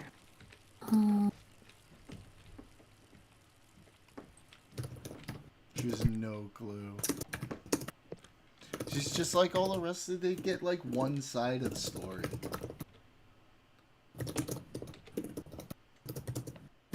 Will it make you more or less comfortable if I just talk while you're typing? Yeah, you can. New customer. I don't even know what I was going to say. I just want to make sure the option's open. Yeah, of course you can. This has been a relatively respectful debate, I think. I've dealt with really horrific Zionists, in my opinion. Ugh. But you're not that bad. Wow. Pretty horrific. You're so, yeah, the way he said wow, it was like... Okay. Hold on. You can talk, by the way, because the silence. Yeah, because what I'm expecting is like there were Arab leaders who were obviously a lot more good faith than the Arab Power Committee, who did have proposals. But the problem is that these were not people who could actually like substantially offer anything. That's maybe what's being referenced there, because I know something like in the 20s there were a couple of like Arab leaders who had like kind of bright thoughts about a binational state and everything. But I guess the fact is that like the actual leaders who had the power to make those decisions were not for it, and that's why I think that's why it seems to be the indication that the binational state that the British even thought what might have been a good idea in the mid-20s was just like it was out the window very early on. Yeah, both groups rejected it. Are you talking about the white paper? Is that what it is? Yeah, Okay. talking about the McDonald white paper. Well, Yeah. I'm not able to imitate your condescending giggle, but just imagine it in your head, okay? That's crazy. Okay. Loader, what a badass. Here's a question. Okay, you can go. Is there anything that justifies? Do you think that Gazans are being genocided? No, for the most part, Get to no. There's a bed. couple of Drugs cases are that only could as good as convince the me, quality maybe, of sleep. but It's not sleepy generally time no. yet, Cosmic. Wait, and you say you're not a I Zionist? still got more drugs to grow. What does it have to do with Zionism? What kind of drugs? Because you've Right used now, like weed. largely like Zionist talking points. I mean, I think that's Israel has not a a right drug. to exist. No, I'm just kidding. That It's a usually is what Zionist means. later If on it means it'll be like supporting meth and settlements and Netanyahu and all that shit, or Sick. That's what I'm believing talking about. every Now that's a airstrike is drug. justified. Like, no, I don't. I'm not that kind of person, but Oh, you Watch my watching? in a stream, more man. literal sense, you could say I am. Sure. Yeah, watch my I'm stream. not Some watching. people I'm playing generally use Rocket the term. League. It's What are where you Daniel's doing? here. Why do you think Palestinians are not being genocided? Because, and again, this is only like a temporary position based on what we There are know. scars. But the reason I appreciate is that, like, What do you mean it's first, Laundry can be really. So Daniel, Ew. we are actually watching the Like- video. So First of all, I find the whole genocide discussion to be like the most fruitless thing ever because it's a legal term that has very little practice. And there are events from like hundreds of years, like 100 years I'll ago, fucking that mute not it. everyone agrees was a genocide Appreciate you, that bud. involved the deaths Love of you, millions of people. So I just think it's a very fruitless discussion. Generally, I think it's about intent. I don't think the Israeli war campaign has been comparable to genocides in the past where the clear intent to wipe them out as a group in whole or in by part the has bed. been Oh, we have demonstrated. I beds. think We most have a of what couple Israel's doing in beds. Gaza can be explained by the fact that they want to destroy Hamas militarily and politically. And I think they're targeting Hamas. I don't think that exempts them from other crimes like war crimes. I think they are willing to accept a far more than acceptable collateral level of damage in exchange for getting rid of Hamas. Like, they're definitely happy to take the civilians out while they do it. But I think their targets are Hamas, and I think that's how it's been in previous wars as well. But how come you're having like an immense amount of doctors coming out who have no ties to Palestine saying that they have personally witnessed children being targeted? Can you tell me? Okay. I don't know if you know. Never mind. Which specific example are we talking about? Are we talking about the New York Times article? Or are we talking about Perlmutter? Or... No, I'm talking about British surgeon Naeem Momond, I think is his name. Hold on, let me look for him. Saying that he himself saw drones in Gaza. Oh, the guy with the drones. Yeah. Yeah. So he said that. So he mentions the one witness statement about that happening. Here. I think there's like a bomb that goes off and the drones come and then someone gets shot and they think the shot might have come from the drone. I don't know how you confirm that because shots can come no, he said he saw the drones like picking up the children. Did he say that he saw it or that someone mentioned that they saw it? Because he's a doctor. Is he actually in the battlefield or? I'm pretty sure. Yeah, we I think should he have said he was enough time. told it. In any case, I believe them. Yeah, the fact that people are committing war crimes, that's not the same as like the general army's goal being to commit genocide. That's what I think is different. Like, there's no war ever where that hasn't happened, where people have targeted civilians. Like, every war involves war crimes, and large-scale war crimes as well. Like, Russia's committing war crimes in Ukraine, and they're targeting a lot of civilians. But there are ways that you can argue it's not genocide. But what about like the vast database, for example, that Lee Mordecai, Right who has now, an I Israeli sold historian 11. with like and I 1,400 just sold- footnotes, which is like 124 pages long, showing like intent It should and have an also war entire crimes. What about sold all as the well. horrific quotes that Israeli leaders at every single level have said about Palestinians, including the prime minister as well? Yep. So when we go to quotes, we can either look at individual ones and talk about how the South African case from ICJ took some quotes massively out of context to make it look like they were talking about all Palestinians when they were actually talking about Hamas. Or we can talk about how quotes, again, quotes, I believe, can signal judgment. And that's why I think the and divine the minds of all ICJ trial Jewish was people, right but somehow to go we forward can't know because of the Palestinians quotes, wanted even to though halt some all judges- Jewish immigration permanently. I don't know if you know listen, this, but you know, like some judges voted for the their ICJ provisional clairvoyance measures, is selective. at least one of them. Okay, Daniel. But he didn't believe that it was even plausible that they were committing genocide. There was Nolte, who voted for every provisional measure, but he also said it wasn't plausible that the military campaign was genocidal. And he said that because of the quotes. Anyway, the quotes, like, yeah, that they can be a sign. And problem is in two directions. One, war rhetoric is generally kind of insane. People tried to argue that they use Arab leaders' quotes to say that the Arabs had genocidal intent in 48, even though their actions don't show that at all. They commit war crimes, but I don't think there was any sign of them actually acting like a genocidal force, even though the quotes were very unhinged. Same with Americans going into Iraq, or like, yeah, quote, people say mad shit during war, especially after October 7th. But that still leaves it like an option open to me. The other question about... Continue. Okay, so the other question about... what you're talking about, Mordecai documenting... Okay, yeah, more broadly, in terms of the campaign, we know the health ministry says what, like 47,000 people have died? More credible estimate. Well, the health ministry says that, right? They're underestimated. Like, yeah, I know they're underestimated, but that's what they're saying. Okay, and then I think they estimate another 10,000 under the rubble, and then I think the highest estimate I saw of like what's currently happened was like 66,000. She's gonna probably yeah, I know you're saying it's much higher, but I don't know why. Yeah, if you're going to say the 183,000, we can talk about why that's not currently the state at all, and the person who wrote it doesn't even say that. In any case, we know roughly how many people have died. We'll say. I think it's probably. Dude. How many people do you think have died in Gaza? I don't know. We can never know. She could be like 700 million people. More than 100,000. I think it's impossible to completely decimate such a densely populated area and then expect to only unalive like 40. Well, not only, that's also an immense amount of people, but it's impossible through starvation, through hypothermia, all these other deaths that are also not taken into account. I think it's plausible that it's more than 100,000. Yes. Do you think it's plausible that it's less than 100,000? No. Okay. I personally. How many? Okay. The health ministry's numbers, they say that they're counting direct deaths, right? Not like whatever you call them, secondary outcomes of war, like illness and things like that. Also, they're not able to do such a good job in counting because Israel has decimated the healthcare systems in Gaza. I love that she. Which I don't know why you would decimate health. Well, like the health ministry, even up until recently, the health ministry has been more competent in counting daily deaths than even like the Ukrainian government has been. We don't see daily numbers coming out of Ukraine. Like, I'm not saying they're competent. What I'm saying is they have been highly limited and restricted because Israel has directly targeted hospitals, which is again against international law. Okay, we can go into that if you want. No, I know. I was saying. Dead. I was saying. Do we have any idea how many? I didn't have any growing, and that would be the next one. Because let's say it was like a third of the dead.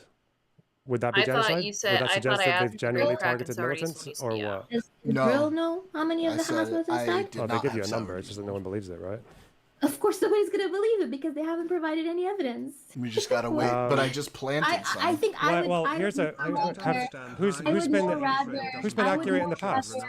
I would more rather believe North Korea than I believe Israel, and I don't believe North Korea at all. Jesus Christ, that's insane. Has Israel been North Korea levels of dishonesty about the number of dead Hamas people in the past? Yes. What a Israel dumb fucking thing to say. So dishonest on like look at Shirin Abu. No. I'm talking. I agree. Okay, I'm talking about specifically wars with Hamas in the past and the number of Hamas people who died. Yes, Israel has been dishonest. Who hasn't been dishonest, surprisingly, is the Palestinian Health Ministry. The health ministry is not. It's not about being. They're honest about numbers generally. I don't know what. Yeah. But not about. They don't tell you how many militants died ever. Yes, but Israel doesn't know that. Okay, so the question I've got then is, I don't know if you know Cast Lead. Who was more honest in the death toll in Cast Lead for Hamas? Was it Hamas or Israel? I don't know. I'm pretty sure with the overall numbers, the Palestinian Health Ministry has been. The ministry didn't. It's not even their job to say how many militants died. I'm talking about militants. I don't know about the militant death. No. So Hamas spent a year, more than a year, saying that they'd lost 49. Sorry. And then the actual number that they revealed later was 600 or 700, which was about the IDF's number. Did you know that? Even if it's just 3,000 people who were unalived, that would still be genocide. Because genocide doesn't necessarily care about the exact number of people. It cares about the overall destruction of life. Oh, no. And when you have a society where you have a prime minister who says that this is a war between the children of the light and the children of the dark, when you have TV He's talking about Hamas, the you largest fucking Israeli moron. TV presenter saying the survivors of the 2025 Holocaust I'm so tired of that it. every trace of the murderous mutations in Gaza must be erased from delivery rooms to the last elderly person in Gaza. 100% death in February of 2025.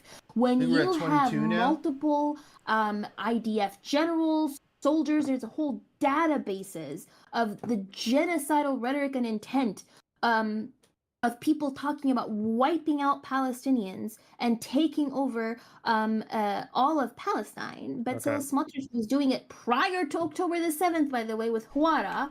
And then, no. We're just talking about, okay. Division 200. No, but, oh my God, this moron in my chat. Jesus Christ. I don't care if you give me money. Get banned. Prick. Stop. As combatants. Oh my God. Sorry. Okay. There's someone who's, there's a TTS thing. I'm so sorry. There's a TTS thing where someone's like paying me money to attack me. It's funny. All right.